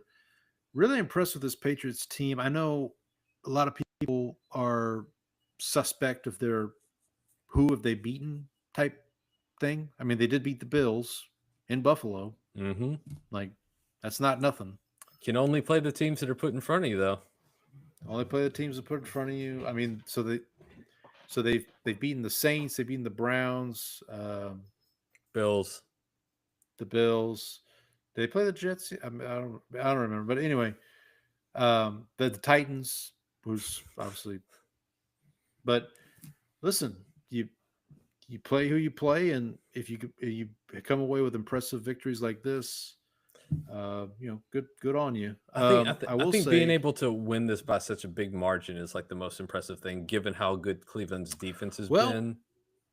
Well, that's the thing. So, like, Cleveland's defense has been very good, and Cleveland came out and scored first, or they scored first touchdown at least. I think the Patriots got a field goal first, and then Browns come back and get a touchdown to Harold Fannin, who one of these weeks I'm just going to start in fantasy instead of forgetting he's on my bench. You say that now. We'll see about that. Yeah. The moment you start him is the moment his stock goes crashing back to earth. Absolutely. But yeah, so for the Patriots, feels like they're on the upward swing in terms of, I mean, they've got a chance to, I think they have a legitimate chance to win the division if they keep, because of their schedule. And also, too, because of the Bills' schedule. The Bills' schedule's much, much tougher. I think they are actually currently favored to win the AFC. The Patriots? Just because of the fact that their schedule is. Yeah. They've got the win. They've got the head-to-head win already over the Bills, and then they also have the easier schedule. Yeah. Yeah. So we'll see. Be interesting to see moving forward for the Browns. Yeah, defense is good. Right now, it's just a countdown to does Shador start at all this year? What does the Deshaun Watson look like? Stefanski looks miserable. Like he just. And then, did you hear Vrabel kind of take a shot at Stefanski after the game? No, I did not see this. It was something I'm going to paraphrase, but he said something about when after Cleveland ran out of all their trick plays, they couldn't really do anything or something like that. So it's like nice. Yeah, Vrabel's another from that don't give a damn tree, obviously from the Belichick lineage. All right, moving on here. Last early game. Jeff Fiegels presents Eagles 38, Giants 20. So coming out of this game, the big news: Cam Scatterbo, excuse me. Sorry, done for bless you. Scatterbo done for the season. Dislocated ankle, was that what it was? Or? Yeah. So they have. I don't think they've officially announced that he's out for the season, but like he's out for the season. He's out for the season. Yeah, you're not coming back from that. You kind of hate to see it. The Giants had kind of gotten a little bit. I'm saying the Giants were going to be playoff contenders by any means, but they had kind of gotten some momentum. He and Dart were kind of gelling, And then Banging their obviously heads against each other all the time. right. And then obviously Malik Neighbors gets hurt earlier in the year. Now Scatterbo gets hurt. I think if you're a Giants fan, you have to be somewhat excited for next year because if both those guys come back and you potentially get a top 10 pick again, and now you can add, another weapon to help Dart along. I honestly don't see them. I don't think they get rid of Dable at this point. I think No, I think they've done enough, and Dart has done enough. Although Dayball may be signing his own death warrant, having Jackson Dart just scramble, just letting Jackson Dart run around and like shove it. He's taken too many pages out of Cam Scadabo's playbook. Buddy, you're the quarterback. You got to get down here. You can't be that guy's been banging his head into walls since he was 5. You're not built like that. I know you want to be built like that, but you're not built like that. That kid is built different. You're not the crayon eater on this team. You got to leave that to the guy sniffing glue over here. Yeah, but yeah, I'm interested to see what this team does when we get to the off season. See how that goes. With the draft too. Like I think this will be an interesting team to keep an eye on. Now, listen, it could be a situation where Dayball at the end of the year is just like he's had enough kind of thing. Now, Right. We all know something could happen between now and the end of the season where things go sideways. But I'd honestly at this point be surprised if Dayball's not the coach next year, for what that's worth.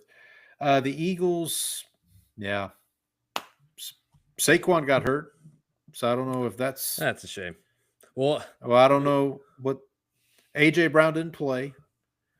Dallas Goedert had a touchdown, helped my fantasy team. Thank you, Dallas Goedert. Didn't Tank Bixby have like a pretty big game in this too? Your guy Tank Bixby. I don't even know if I ever looked at the box score for this because I saw the final score and I just kind of assumed that I that saw Saquon had a big game, and then I saw that it was actually Bigsby. Yeah, I saw a stat that like Bigsby had 100 yards. I think he had 100 yards rushing or something, or 100 all-purpose yards or something like that. And I was like, "Wait, that Tank Bixby?" Yeah, I'm trying to pull up the box score right now. I also have some disappointing news for you, buddy. Stephen F. Austin State University legend Xavier Gipson is now an Eagle. I was watching the game, and I happened to glance over and see him in an Eagles jersey, and I confirmed it. Yeah, following in the footsteps of Jeremiah Trotter, going from SFA to the Eagles. So. Well, Saquon Barkley got hurt, but he did have 150 rush yards before he got hurt. So all right. And Jalen Hurts with his characteristic under 200 yards passing. 4 sacks for 28 yards lost. Well, I mean, top 10 quarterback, Brandon. Of course. How could I forget? I will tell you who's not a top 10 quarterback. That's Carl Nix. Carl Nix. Yeah, he presents Buccaneers 23, Saints 3. The Spencer Rattler era is over in New Orleans. It is now time to shuck around and find out. So can I ask, like, sure, how I saw the interception, but outside of that, was he really bad enough to warrant pulling at this point? I think, yeah. So it's good. It's a fair question. He had 5 turnovers in his last 5 quarters played. His first turnover was on a run, on a scramble, holding the ball like a loaf of bread, gets stripped, fumble. And then what people will forget because of that interception is the Saints defense stopped the Bucs on like a first, second, third, and fourth down. Yeah, that's right. And I want to say Tampa got an extra down because of a penalty or something somewhere in there too. But anyway, so the Saints stuff them on the goal line. And then the first scrimmage, Rattler, and listen, it's a great play by Nelson, the defensive lineman for Tampa. But yeah, the thing is that Rattler, I heard Colin Cowherd use this terminology, so I apologize for invoking his name, but like he used the terminology of like credits and debits, right? So in life, you build up enough credit, every once in a while you can take a debit. This is a very extreme example. Drew Brees had a lot of credit. So he could have several games in a row where it's like, man, what's wrong with Drew? But they're not going to bench him. Right. Even guys like Kirk Cousins, when Kirk was a full-time starter, he could have a couple bad games in a row. It's like, yeah, you're not going to bench him. And Kirk Cousins was a 4th-round draft pick. Spencer Rattler didn't have that credit. Spencer Rattler's got like 500 credit score. Spencer Rattler is me in college going over to the ATM and seeing that I have $20.30 in my account. Right. So to answer your question, did it warrant a benching? Under normal circumstances, maybe not. But the fact that you have a 2nd-round rookie quarterback that you need to get a look at to evaluate for the season, that also kind of helps it along. And they made the announcement today. Shough will start this week at the Rams. Good luck with that, buddy. And Shough, look, I mean, he looked like a rookie quarterback. Like he didn't. I will say this interception that Shough threw kind of wasn't his fault. Olave basically hands the ball to the Tampa Bay defensive back, but it's just the problem with the Saints is whoever the quarterback is, whether it's Rattler or Shough, they've got to be almost damn near perfect to be successful because the rest of the team around them is, like not great at this point. The offensive line's still an issue. I mean, I don't understand why we don't run the ball like at all. When it's like we have Alvin Kamara. Like, let me tell you, I think that might. Well, outside of his time in Philadelphia, I think that's kind of a Kellen Moore trait. Yeah, but like that's the disappointing thing because like last year in Philadelphia, they made a big deal out of how he adapted, right? To like he realized like, oh yeah, I've got Saquon Barkley here. I wonder what does that say about what he thinks about your offensive running game right now. I mean, I guess that's the only thing I can come up with. I mean, it's a fair point. And like Juwan Johnson, by the way, like get him off my team, man. He just this dude. They signed this guy to an extension, and there's times where he can't even catch a cold, man. Like it's bad. He needs to be Juwan Johnson. Yeah, thank you. I knew I could count on you. Yeah, I got something. Here's the thing for Tampa. They scored 23 points in this game. Baker Mayfield had probably his worst game of the season, and they still won this game easily. Basically, I had Tampa's defense on my fantasy team. And that's the only reason I even was close to a tie. So like, I will say I was listening to the Athletic Football Show and they were talking about this game and they said that it felt like Tampa was like we don't need to do all our cool stuff to win this game. Yeah. Let's just try to like keep it simple and get out of here with a win. And so like that's basically what they did. Is like we're not getting fancy. Let's just like keep it simple, get out of here, do our job, and then that's it. So like they weren't trying to blow the world away on this game. So Baker Mayfield in this game, 15 of 24, 152 yards, no touchdowns, no interceptions, 3 sacks. The only offensive touchdown they had was Sean Tucker had a rushing touchdown. and then they had the pick six. And then three field goals. 3 field goals. 3 field goals by Chase McLaughlin. Like, meanwhile, Spencer Rattler, 15 of 21, 136, 1 interception, no touchdowns.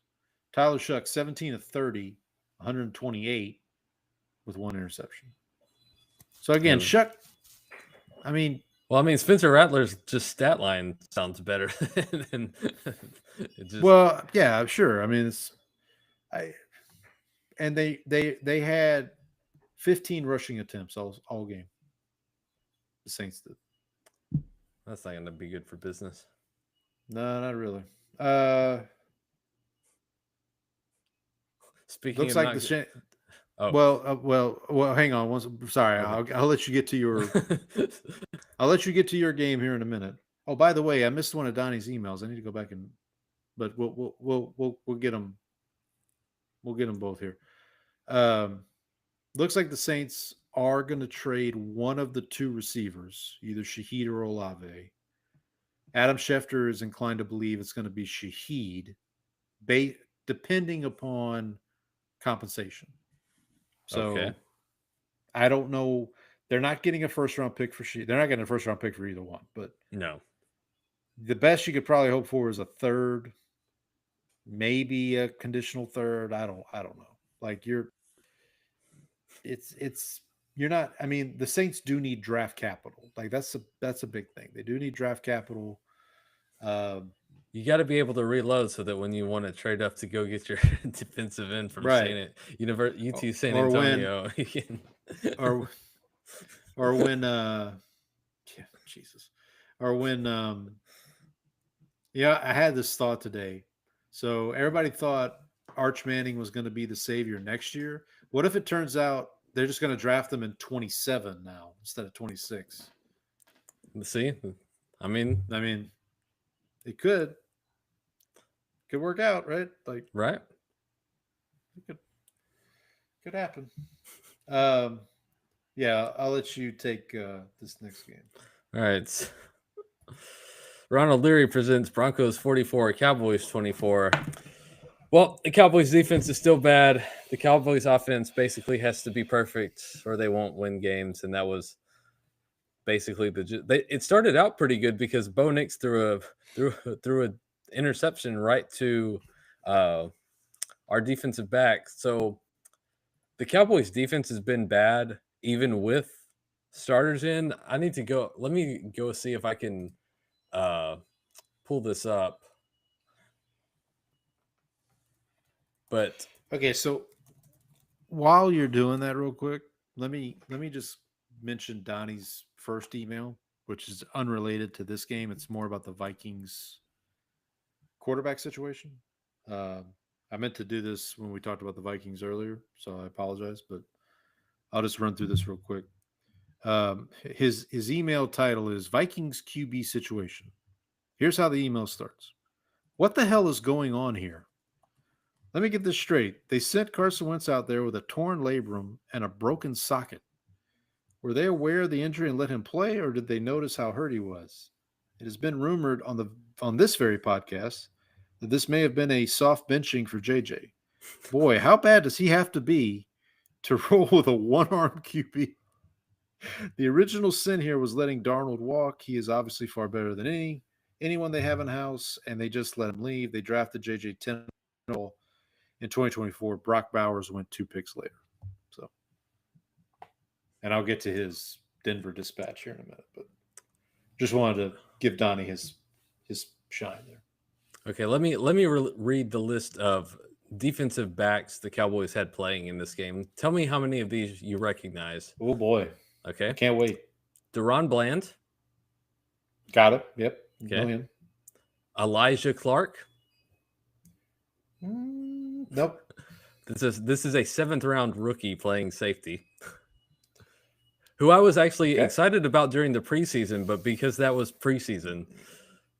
Right. Right. Reddy Stewart. Excuse me? Yeah, that's it. Please prepare the cabin for takeoff.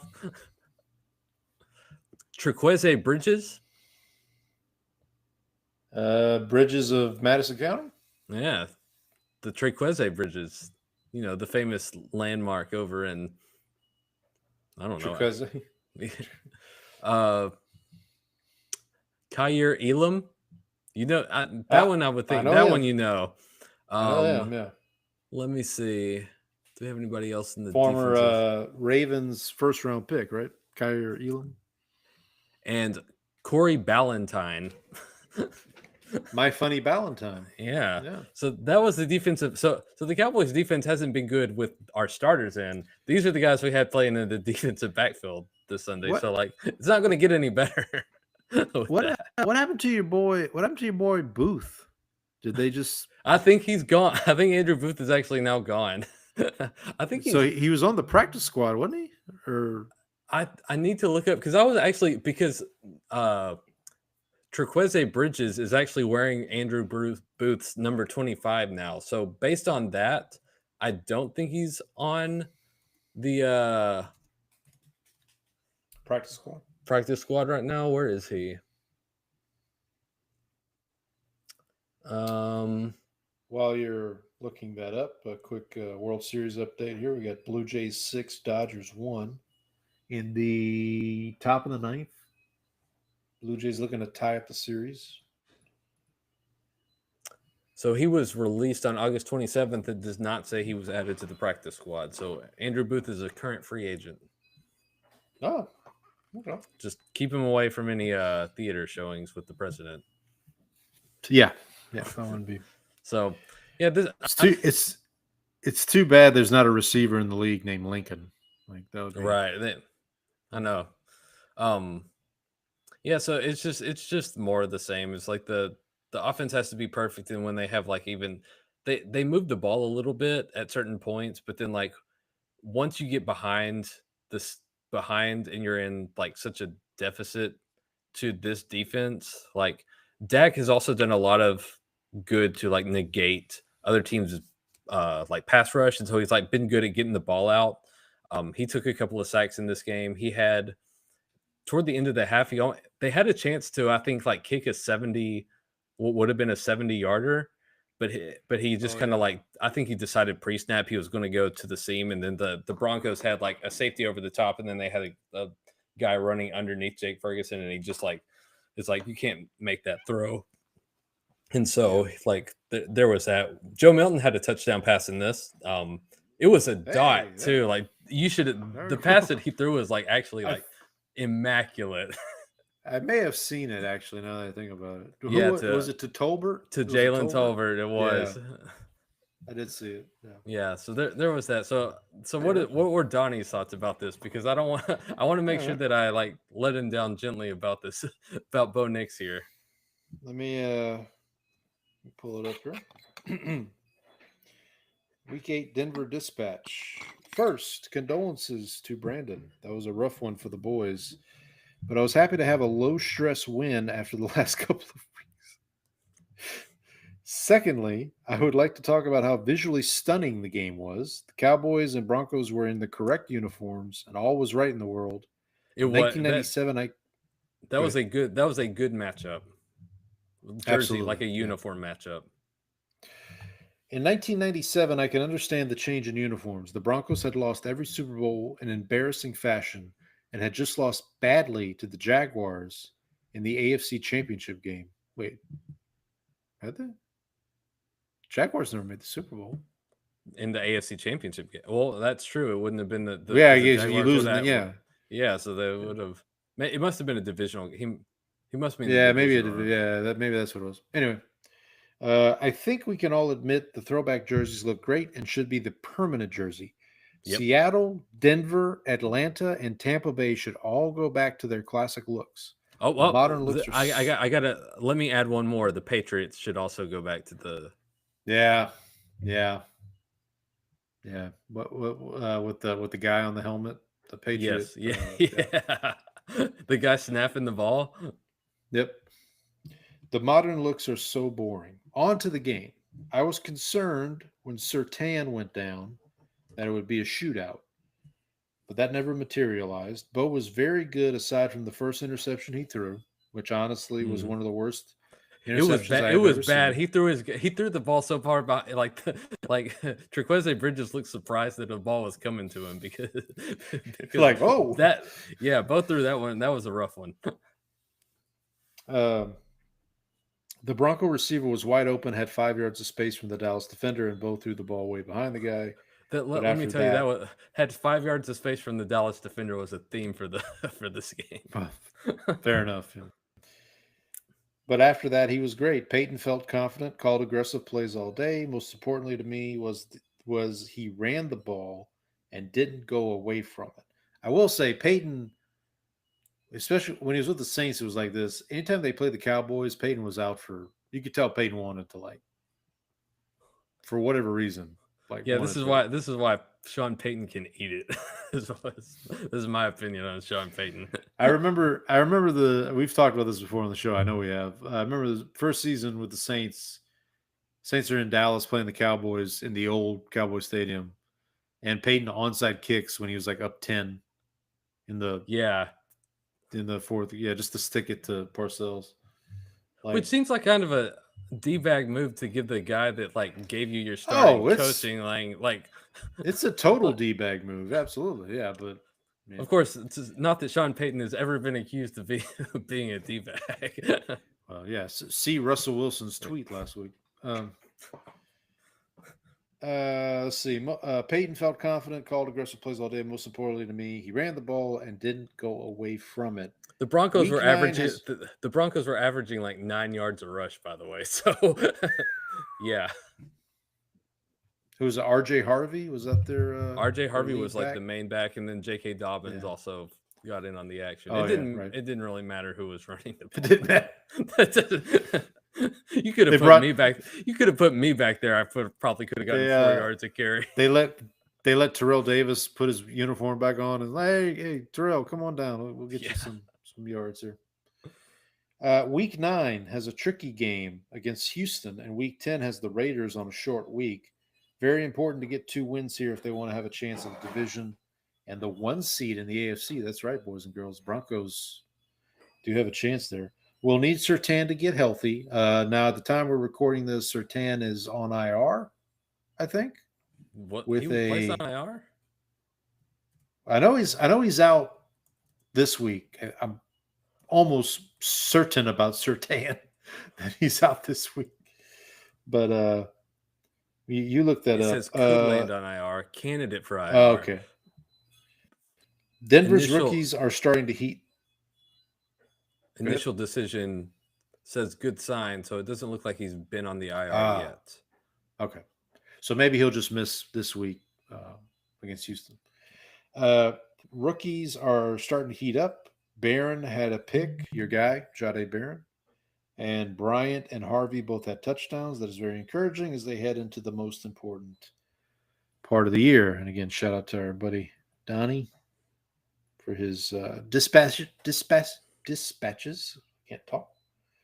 But yeah, anything else you want to talk about with the Cowboys and the Broncos before we move on? No, I just want to let Donnie know, don't draw any conclusions about Bo Nix or your run game from this because we've seen some other quarterbacks have put up some career days against this defense. So Jaden Daniels on the other hand, Jaden Daniels and Jalen Hurts on the other hand did not do that. So I think that's the bigger concern is if you have a bad day against this defense, you really suck.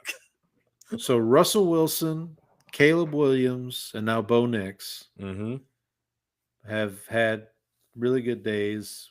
Meanwhile, Jalen Hurts. I will say the Panthers. Bryce Young, but the Panthers game was more about Rico Dowdle putting up 3,000 yards.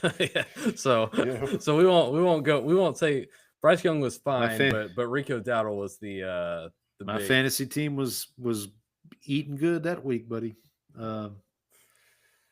All right, moving on here. Jeremy McNichols presents Colts 38, Titans 14. We both hit on this. We both had the Colts minus 14.5. Listen, I'm more and more impressed with the Colts each week because they just are winning these games. I keep waiting for them to slip up. and they just keep trucking along. Yeah, Jonathan Taylor. The Titans weren't going to be the one to knock him off. Well, no, but I mean, you never know. I mean, it's a division game. I forget who it was. There's a couple people who've been saying this, that Jonathan Taylor's the MVP of the league. He won't win the award because they don't give it to running backs. But he's like having even a better season than Saquon did last year. Right. And it's like, and nobody's really, it's kind of going under the radar just because it's like, it's Indianapolis. Like, I don't think it's going under the radar, though. I think, especially because of the fantasy football season that he's having right now. Well, because, he's like crushing it. But they also have, we should mention Tyler Warren. It looks like Alec Pierce and Michael Pittman are playing really, really well. Obviously, Indiana Jones and his resurgence. Shane Steichen might need to get some Coach of the Year consideration, I would think. Well, maybe. I mean, he's the Vegas favorite. I told you because on Monday last week. Was it last week? But I just don't hear people. Maybe I'm not listening to the right things. I just don't hear people talking about. I went on to Rebet and I was like, I wonder if I could get Shane Steichen at pretty good odds to get Coach of the Year, and it was like plus 130, and I was like, okay, he was like the favorite by a lot. So like that one's also like he's the leader in the clubhouse pretty like easily right now, unless the Colts like have a complete collapse, he should. Right. He'll walk away with this. Which I think we both took their under and wins. Boy, we nailed that one. That's done. I told you I was I was right that the Texans wouldn't be the team to win the AFC South. I was wrong about which team would take it from them. So let's since we talked about the Texans and the Jaguars are off this week. Do you think the AFC South gets two teams in? Do you think the Colts and the Jaguars both get in? I don't think so. I think it's a one team. Like, well, actually, you know what? Hold that thought. We'll talk about the playoff picture here in a minute. So let's get through the rest of these games and we'll talk about it. Sunday night, Dick Cap, Richard Cap, but his friends call him Dick. He was our nightcap. He was our nightcap. Yeah, there you go. He presents Packers 35, Steelers 25. I say we've been critical of the Packers, and this game they showed up. They were like, "F them boys. We're gonna show you what's what here." Looks like this is probably Jordan Love's best game of the year, performance-wise. Tucker Kraft's best game of the year, that's for sure. Tucker Kraft, Mini Gronk, I heard him called somewhere.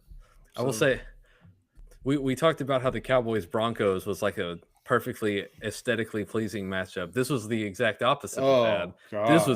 This was a crime against humanity, is what this was.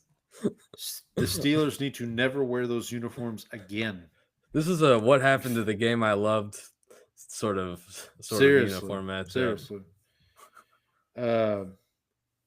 Yeah, so I think this is a big win for the Packers, for Love. I wish for my fantasy team, Matthew Golden would have been a little more involved, but c'est la vie. This Love 29 to 37, 360 with 3 touchdowns. Was not sacked at all. I just was really impressed. Yeah, Jesus, Tucker Kraft. I'm just looking at his stats. Whew.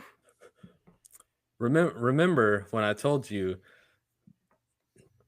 that this will be the year that the Steelers finally fall off the cliff.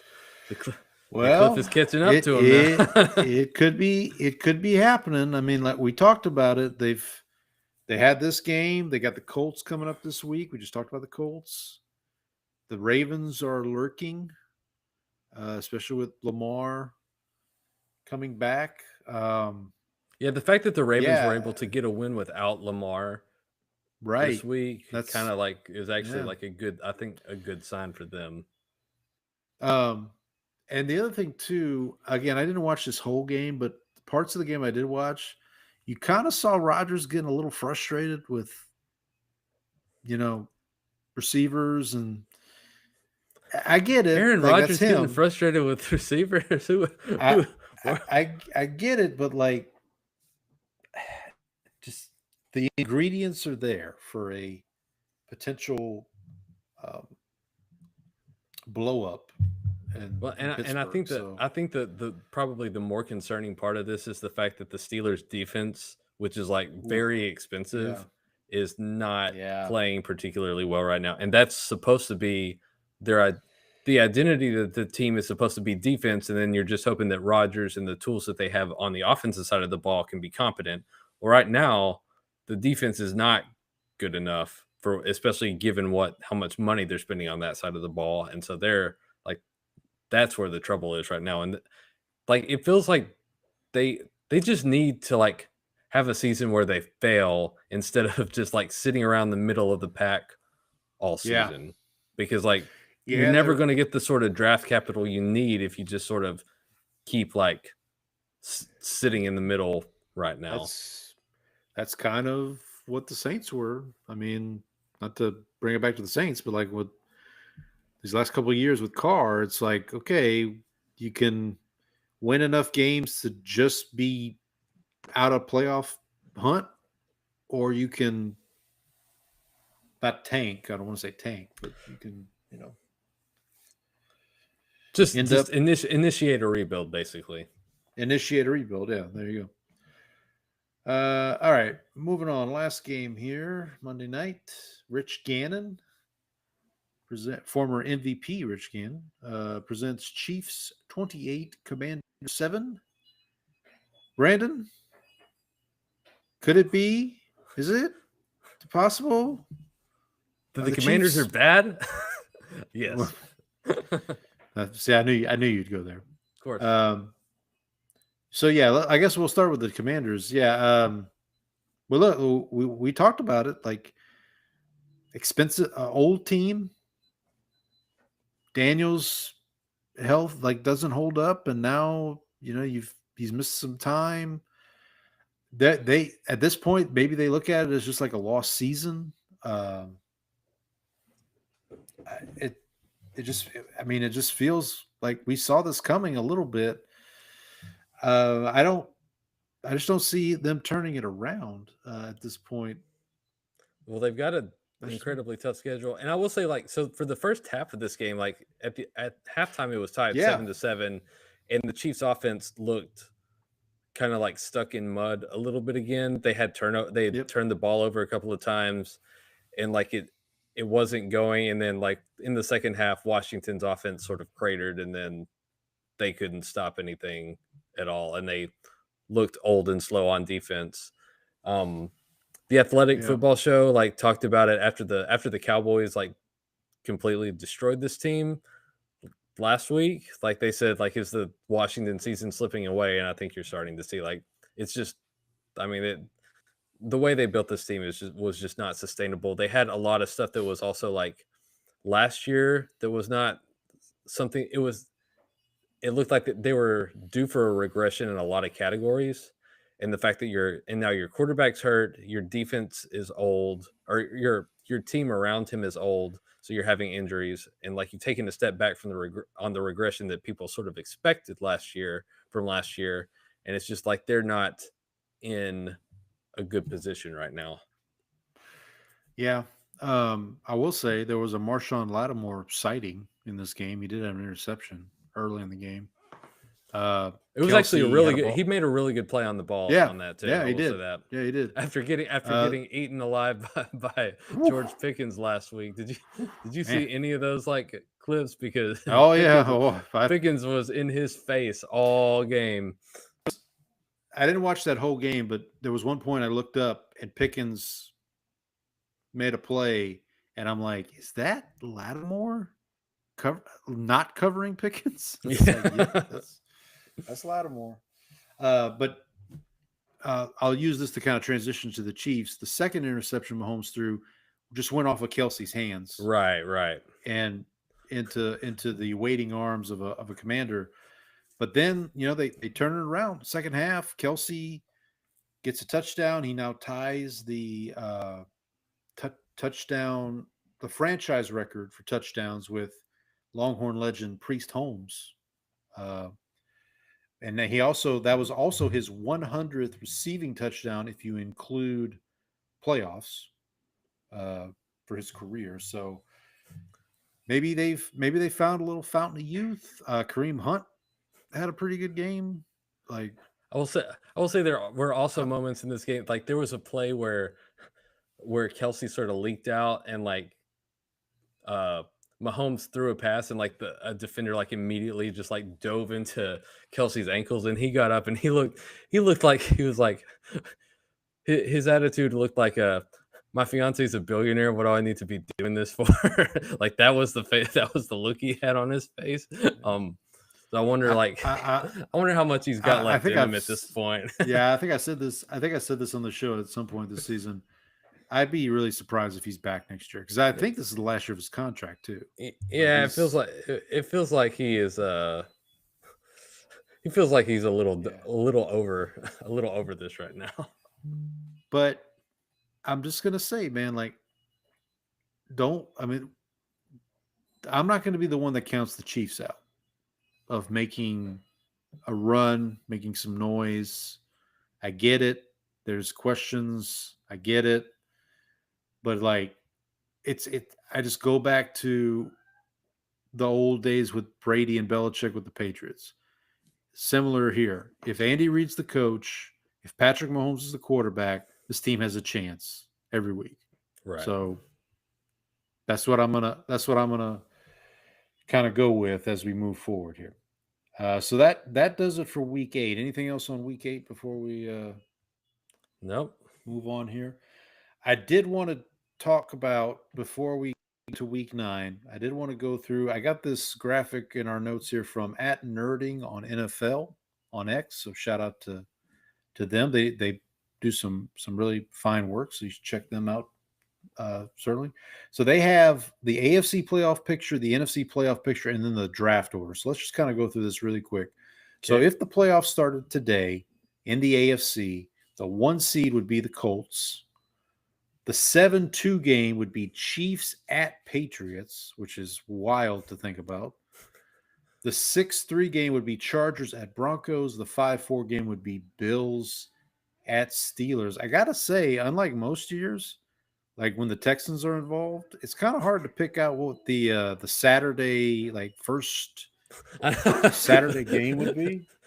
The honorary Texans game where everybody knows everybody knows that Saturday afternoon game's going to be in because I mean by default you would say it would be the Colts are the 1 seed, so the AFC South team can't host the Saturday game. I guess Broncos Chargers because the Chargers are involved. Probably, yeah, that would. Like the other two, the Chiefs, Patriots, or Bills, Steelers. Those feel like a Saturday night game or like a primetime game. Yeah. But here's the question I'm going to ask before we get to the NFC. Does it feel like these are the 7 teams for the playoffs in the AFC? I think you got to take out the Steelers and put the Ravens in. I mean, that's okay. Yeah, fair enough. But like with that in consideration, so basically the AFC North, one AFC North team, either the Steelers or the Ravens. But outside of that, I mean, I guess the Chargers, depending on health, I guess it's possible we could see the Steelers kind of backdoor, like if the Ravens do come up and overtake the Steelers. Which, by the way, for me to hit my over total on the wins for the Ravens, they have to win out, which not ideal. But, yeah, so I feel like this – I feel like we could see some movement here. We could see a couple other teams potentially pop up. But as we transition to the NFC, I feel like these are the 7 NFC teams. So let me just go through it real quick. Packers are the 1 seed. 7-2 matchup is 49ers at Eagles. 6-3 matchup, Rams at Bucks, a rematch, I believe, from last year. Did they play in the playoffs last year? Or maybe the year before? No, because Either way. the Bucks played the Commanders last year and lost. Oh, that's right. That's right. Rams played the Eagles. And then the 5-4 matchup, Lions at Seahawks. That could be a Saturday afternoon. Lions at Seahawks could be a pretty good. I feel like those are the 7 teams in the NFC. You've got the 3 NFC. I guess the questionable piece is like San Francisco's been able to keep winning mostly, but they're still very banged up. And like if anyone's going to drop out, it would be. But they do have an easy schedule, so it's not. But here's my question, Brandon: who's taking their place? Who's the NFC team that's coming up from? Is it the Bears? Is it the Cowboys? No offense. I guess the Bears are like the most likely team, and that's like I have trouble seeing that too. So like, I mean, that's the thing is like San Francisco's the question, but like I don't see anybody who's the answer. Like if exactly. If San Francisco's like who, like no offense to you, no offense to Andy, our good friend Andy, but like we're not going anywhere until our defense learns to cover somebody. Right. But I will say though, if the Cowboys defense could figure something out, you guys have the formula on offense to make some noise because like an offense like that can carry you as long as your defense doesn't drag you down. If we were just average, we'd be in great shape. Absolutely. All right, I do want to go through the draft order real quick. I'll just give you the top 10. My New Orleans Saints, number one with a bullet. The Jets are 2, Titans are 3, the Browns are 4, Dolphins 5, Giants 6, Ravens 7. I have a feeling they will not finish there come draft time. Raiders 8, Cardinals 9, Bengals 10. Your boys right in the meaty part of the curve, right there at 15. But I will remind you and the folks at home, Cowboys do have the Packers' first-round pick as well, which obviously will be towards the back end. But here's one thing the reason I wanted to go through this, I just want to mention one thing and remind folks of one thing. The Los Angeles Rams have the Falcons' first-round pick. Right now, that's number 12. If the Falcons continue with their inconsistencies, that pick could be a top 10 pick. It's very possible that the Rams fall ass backwards into a quarterback in this draft because the Falcons traded up 20 picks to get James Pierce Jr. in the draft. Boy, the Falcons really know how to screw things up, don't they? It is not out of the realm of possibility that the Rams end up with, I'll just throw a name out there, Dante Moore from Oregon to be the heir apparent to Stafford in this draft. It's not out that realm of possibility. Now they may have to trade up a little bit. I was going to say that you may, if you're in the top 10, you may not be high enough to get him. They may not be, but depending on what happens with those, like what the Saints end up doing. But I didn't really speak on that a lot. But if Shough ends up not looking great down the stretch here, then obviously the Saints are in the market. Jets are probably going to be in the market. Titans have their quarterback. The Browns. The Browns have a lot of quarterbacks. The Browns have quarterbacks. They have them. They don't know what to do with them, but they have them. The Dolphins could be a sneaky quarterback team. I think the Giants are good. The Ravens are not going to be in the top 10. The Raiders, maybe. Boy, that Raiders thing has not gone at all like I expected it. Oof. No, not at all. I feel bad for Pete Carroll, honestly. Might be time to put away the chewing gum, Pete. Might be. Well, it's time for us to move on to week 9. To the thing we're worst at on the show. Yeah, right. Week 9. We are almost halfway through the season, buddy. It's hard to believe, but we kick it off Thursday night. Quadre Ismail presents Ravens at Dolphins. Dolphins are getting 7.5 points at home. I'm laying the points with the Ravens, and I'm taking the Ravens to win at a confidence of 11. I am taking the Ravens to cover the 7.5, and I am taking the Ravens. Hold on, let me pull up my confidence. Ravens 12. All right. So aligned a little bit there. Shout out to our guy, Andy, the Bears fan, who helped me out with this one. Dane Sanzenbacher. Sanzenbacher. Is he related to Orville Redenbacher? I cannot confirm. He does look like the long-lost Carr brother. Like he could be related to David and Derek Carr, but that's neither here nor there. He presents Bears at Bengals. Bengals are getting 2.5 in this game. I'm going to take the points with the Bengals, and I'm taking the Bengals to win at an 8. Okay, I'm going to take the Bears to not so fast, my friend. I'm going to take the Bears minus 2.5, and I'm going to take the Bears, but I have Bears 1. Okay, there you go. So what happened here is I was going through. I picked the Bengals to win, and then I was going through the rest of my confidence picks, and I'm like, they just ended up at 8. So I was like, all right, fine, whatever. Sure. Sure. I don't trust either of these teams, so whatever.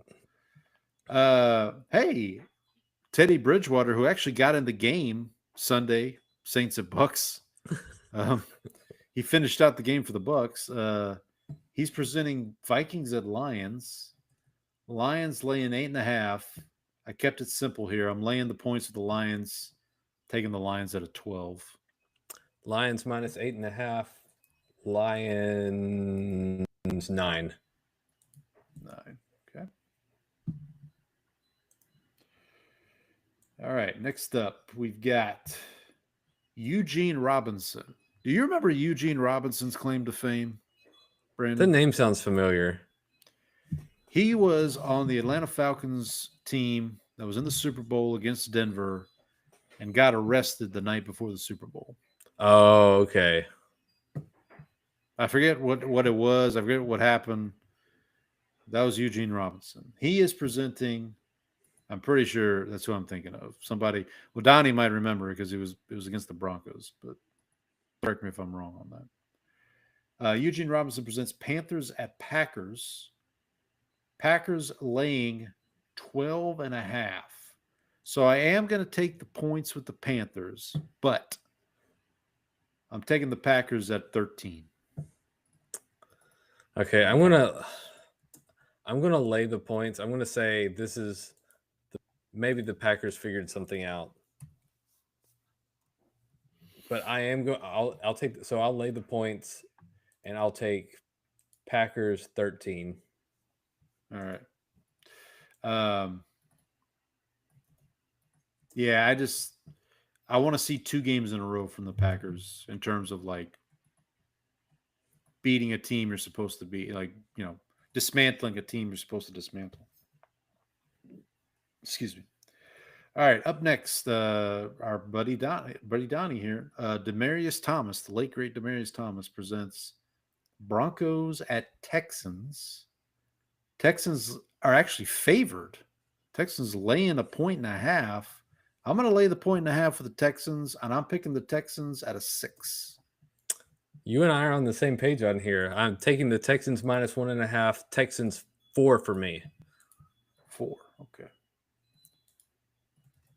Early window. Broncos got to come to Houston. It's not that far of a trip. It's not like going over to New York or something, but we'll see what happens. We did mention this is a potential Dick Shiner game, but Bill Bell is presenting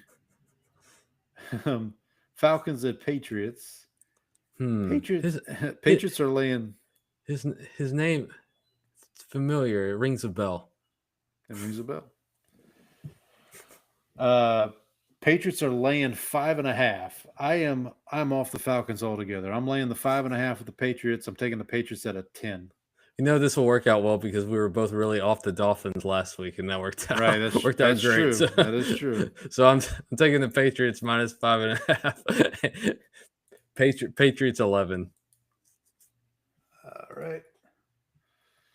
Patriots 11. All right, up next, we've got Richard Horn, but his friends call him Dick Horn. He presents 49ers at Giants. Yes, That's folks, Horn we are immature. That's Horn with an E. He's Horn with an E. Horny. So you can pronounce it that way, I guess. Giants are the home underdogs here, plus 2.5. I'm going to take the points of the Giants, and I'm taking the Giants out of 4. Yeah, that's right. Yeah, that's right. Some wild stuff going on here. I'm laying the points everywhere this week. I don't think I've taken a single dog yet. Okay, right. I'm taking the 49ers, and I have 49ers. Where are you? 49ers 5. Okay. 49ers 5. I got a hunch, fat man. I can't lose. All right, up next, this game presented by Mewelde Moore, Tulane legend, I believe. Mewelde Moore. This is maybe one of the games of the week. Colts at Pittsburgh. Steelers are getting 3.5 points, home underdog. Taking the points of the Steelers. And yeah, I'm going to take that. I'm taking the Steelers at a 5. I'll take the points with the Steelers, but I'm going to take the Colts at an 8. There you go. Listen, buddy. You want to get nuts? Let's get nuts. You're going all out over here. I'm all out of something. Last but not least here for the early games, Dickie Post presents Chargers at Titans. Titans are getting 9.5. I'm taking the Titans. No. Okay, I'm not. Let's not get too nuts here. Let's not take too great. I'm laying the points with the Chargers, and I've got the Chargers winning at a 9. Chargers minus 9.5. Chargers 10. You have not taken a single dog yet, right? I took the Steelers. Oh, you did take, but you didn't take them to win. I didn't take them to win. No. All right. You usually lead the lambs to slaughter. You don't need the slaughter to the lambs. But Eddie Kennison presents Saints at Rams. Rams are laying 13.5. I am laying the points, and I am taking the Rams all the way to a 14. Rams minus 13.5. Rams 14. There you go. Good luck, Tyler Shough. We'll hope to see you on the other side. Up next, Andre Bad Moon Rising presents Jags at Raiders. Raiders getting 3.5. I'm taking the points with the Raiders, but I'm taking the Jags at a 7. Raiders plus 3.5. Jags 6. Okay. Oh, that pause had me. I will say, I did consider taking the Raiders in this game. I did heavily consider it, but then I still for all my talk about being Jacksonville guy on the show, I don't have a lot of confidence in them right now. I mean, it's tough. It's I don't know. We've talked about our Trevor Lawrence issues on the show. All right, I may have used the same guy last year for this game. I'm not. I think sure, you did. But, I think you did. The name sounds familiar. Remy Prudhomme presents Chiefs at Bills. Probably the game of the week. I'm guessing this is where Romo and Nance will be this week. Bills are home underdogs, getting 1.5 points. I'm taking the points with the Bills, and I'm taking the Bills at a 3. You're taking the Bills? I am. All right, Bills are due. Give me the Chiefs -1.5. Yep. Chiefs 2. Yeah. Either way, this was not going to be a high confidence. No matter who you pick here. All right. Sunday night, our good friend Trang will be tuned in for this one. Sean Springs presents Seahawks at Commanders. Commanders home underdogs here. They are getting 3.5. I'm going to take the points with the Commanders, and I'm taking Commanders at a 1. Okay, I have Commanders plus 3.5. Seahawks 7. Okay. And part of me taking the Commanders is out of respect for our good friend Trang. So. And then last, but certainly not least, the Cowboys ride off into the bye week, hosting the Cardinals on a Monday night, brought to you by Cowboy legend Jay Novacek. Oh, I meant to point out the Sean Springs presenting our last game, son of Cowboy legend Ron Springs. Oh, there you go. Sean Springs was, I don't know why, like when I first started playing Immaculate Grid, and I saw Commander Seahawks, I immediately thought of Sean Springs. I don't know. Don't ask me why, but like that name just popped in my head immediately. So the one I think about is not a player one. It's Jim Zorn. Oh yeah. Yeah, we need to figure out when we're going to do our coach the coaching week. The coaching week. We need to do it when all 16 teams all 32 teams are playing. But anyway, back to this. Jay Novacek presents Cardinals at Cowboys. Cowboys laying 2.5. I'm taking the points with the Cardinals. Do we know if Kyler's playing in this game, by the way? I don't know, but if he does, he'll throw for like 500 yards. Yeah, fair enough. Well, Jacoby Brissett might do it anyway, but I'm taking the points with the Cardinals, and I'm taking the Cardinals at a 2. I have Cardinals plus 2.5. Cardinals 3. Cardinals 3. There you go. We'll get to our upset pick of the week here in a minute, but just real quick, I did want to mention we were head-to-head last week, 4 games. We split them 2-2. We're head-to-head this week, 4 games. So we'll go 2-2, and on all the other games will stink. In our Skins game, win-loss game, I am up 55 to. Oh, actually, hang on. I need to update the week. We just finished week 8, right?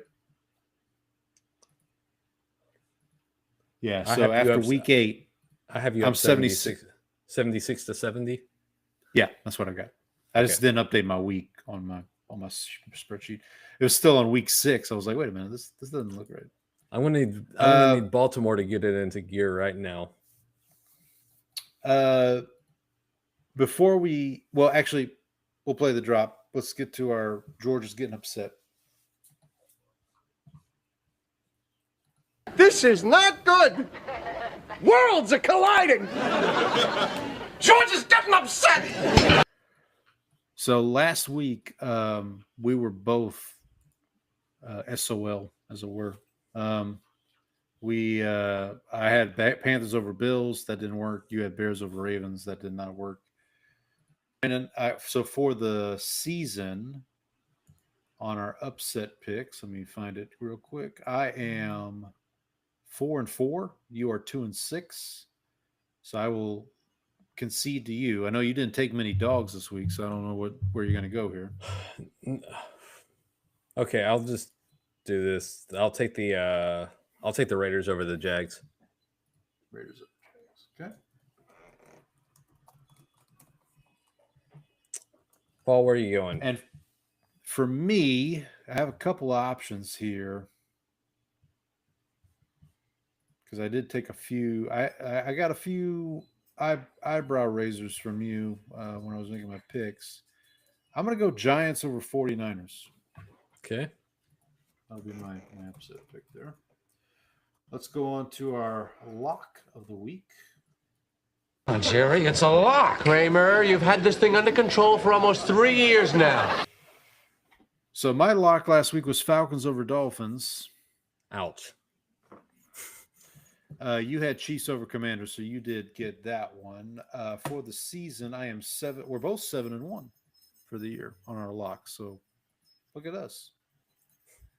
Look at us. I will concede to you, sir. What do you want as your lock? Well, you missed last week, so how about you take the first one it. this week? I guess I'm.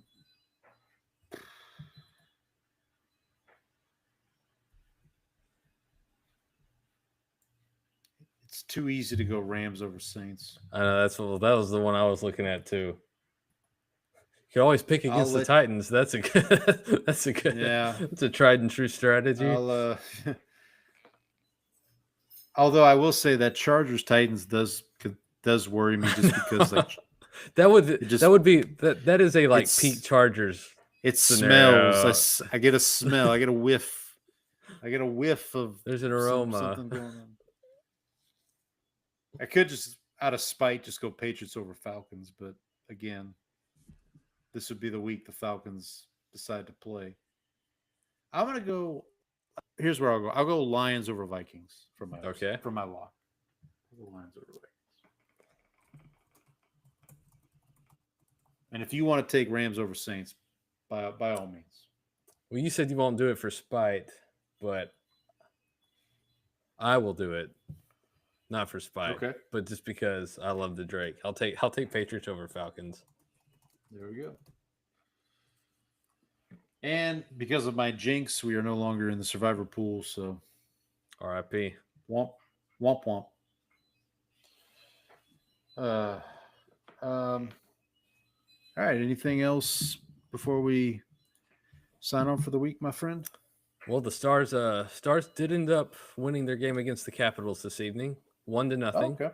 High scoring. I had it on the TV. I was watching a little bit. Like I was telling Brandon, he'd be proud of me. I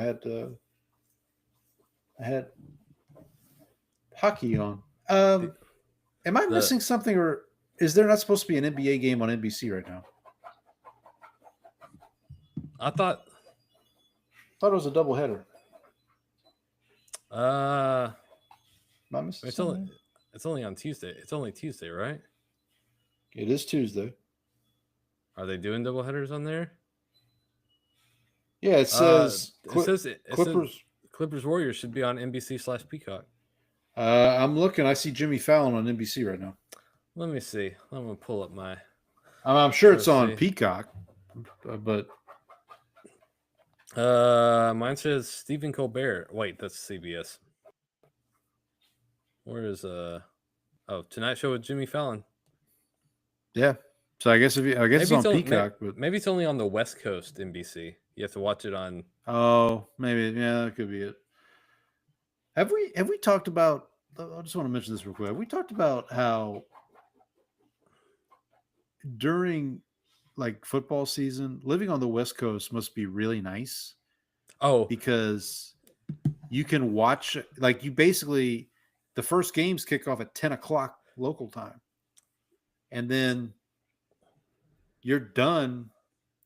It's like 8 o'clock local time when the Sunday night game ends. A couple of years ago, we went out there for my brother-in-law's wedding. Okay. And like it was during football season. And like the game, we watched one of the games. I'm pretty sure it was the one where Tua did the gang signs with his hand. Like that's what I remember about that. And I remember the game was over and it was like 8:30 and I was like, I don't even know what to do with myself. I'm usually in bed by this point. Well, it was pretty fantastic. So not last year, but the year before, I went to San Francisco for a conference and we got there on Monday and we're watching Monday Night Football at like 4 o'clock or 5 o'clock, or whatever. It's like, this is weird. But yeah. the inverse of that is one year we went to during the summer we went to Pittsburgh, which is on the East Coast, Right. and the NBA draft was happening, and I was checking in on it when we got to the hotel at like 10 o'clock. It was like 10:30 or something because we had been weather delayed, and like it was 10:30, and like the draft was still going on, and I was like, I don't see how these people function like this. Like, Yeah. Like Central rough, Time, we're still an hour behind, and like I'm already tired, like staying up to watch a game. I mean, I'm there's- going to be honest, man. Like it's got to be a pretty damn good game for me to be like, I'm going to stay up and watch if it's a Sunday night or a Monday night. Yeah, if it's the Cowboys, obviously I'll stay up, or if it's a really, really Right. good game, then I'll stay up. But like other than that, I mean, like I'm going to bed, buddy. Saints have no primetimes games this year, so it's like I don't. That must be nice. So sometimes I think it's a double-edged sword, right? Like sometimes it's nice because I know I'm not going to have to like worry about going to a bar to watch my team or like something like that. Or like Saints Bucks this past week was a 3:00 kickoff local time here, and I was kind of aggravated. I'm like, can we just do it at noon? I got stuff to do. I don't need the years where your team is really bad are the ones where it's like, let's just get this 12-3 window over with, so I can get on with my life. Like this week I understand it because the game's in Los Angeles against the Rams, right? So I get it. Like it has to be the late window. That's fine. But like if it's a game in New Orleans, put that sucker at noon and let's get this done. I don't need to waste any more time on this stupid team than I already have. Like, let me get on with my day. Well, hopefully you haven't considered this a waste of time if you've been listening. We do appreciate everybody for checking us out. We'll be back next week. Have everybody be safe out there. Halloween's on Friday. Have a good time. Please be safe. Please send us your costumes. Post your costumes. Yeah, send us. Yeah, let's see if anybody goes dressed as what would be the big sports costume something this year? With Bill Belichick and something with Bill. Yes, oh boy, be careful how I say this. If a couple is going as Belichick and Jordan, or is it Jordan? How does she pronounce? Is it Jordan? I think it's Jordan. Okay, I for some reason I thought she pronounced it a different way. But anyway, if you're going as Belichick and his significant other, send us. We'd like to see that. So just send that. Or any other interesting costumes that are out there. I'm sure there'll be some centers costumes, maybe some weapons costumes. K-pop Demon Hunters is what our family's going as. There we go. K-pop Demon Hunters, of course. Do your kids have costumes picked out? Yeah. So my youngest is going as Wednesday Addams. Okay. My son is going as Link from Zelda. Going as Wednesday on a Friday. Wednesday on a Friday. Yes. Very good. And my son is going as Link from Zelda, which love that game. That's more games. It's more for my wife. Like he doesn't really. My son really doesn't care. Like he just all right, fine, whatever. Just give me the candy. My oldest, yeah, exactly. My oldest is going as Shough from Masters of the Universe. Although I noticed this. So they had trunk or treat last week on Friday at the school, and my daughters wore their costumes, and I noticed when I was walking behind my oldest, so a part of her costume was like a cape, and I noticed the tag on the cape had the Boys logo, the Amazon Prime show The Boys. I don't know if you've watched the show, but it's definitely not a show that we would let her watch. I've seen it, right, and I don't even know if I should be watching it because it's pretty risque. But there's a character on The Boys named Starlight who has a cape similar to She-Ra. So I think my wife just found something. Just found something. Yeah, and I don't have the heart to tell Like, I'm obviously not going to tell my daughter, and I don't have. Well, to yeah, it's like who cares as long as it looks fine. Like, right. That show, you would not want. Like, don't want again, your kids watching. I don't know if she wants me watching that, to be honest with you, but that's another story for another day. But Time for me to pull up the IMDb parental advisory section on here. Have I not talked about The Boys on the show? No, we have not. We've not talked about The Boys. The Boys. So it's based off. The boys we talked about are my boys. Right. Yeah. Fair enough. But it's based off a graphic novel, and it's yeah, buddy, it's out there. It's definitely out there. By the way, as we wrap up here, James Madison just beat Texas State 52-20. Ooh. Yeah. Rough. 5 straight seasons of 7 or more wins for the James Madison. What's their mascot? Governors? Is that where That's where Signetti came from. He was the coach of James Madison before he went to Indiana. Content rating, sex and nudity, severe. Yep. Yeah, buddy.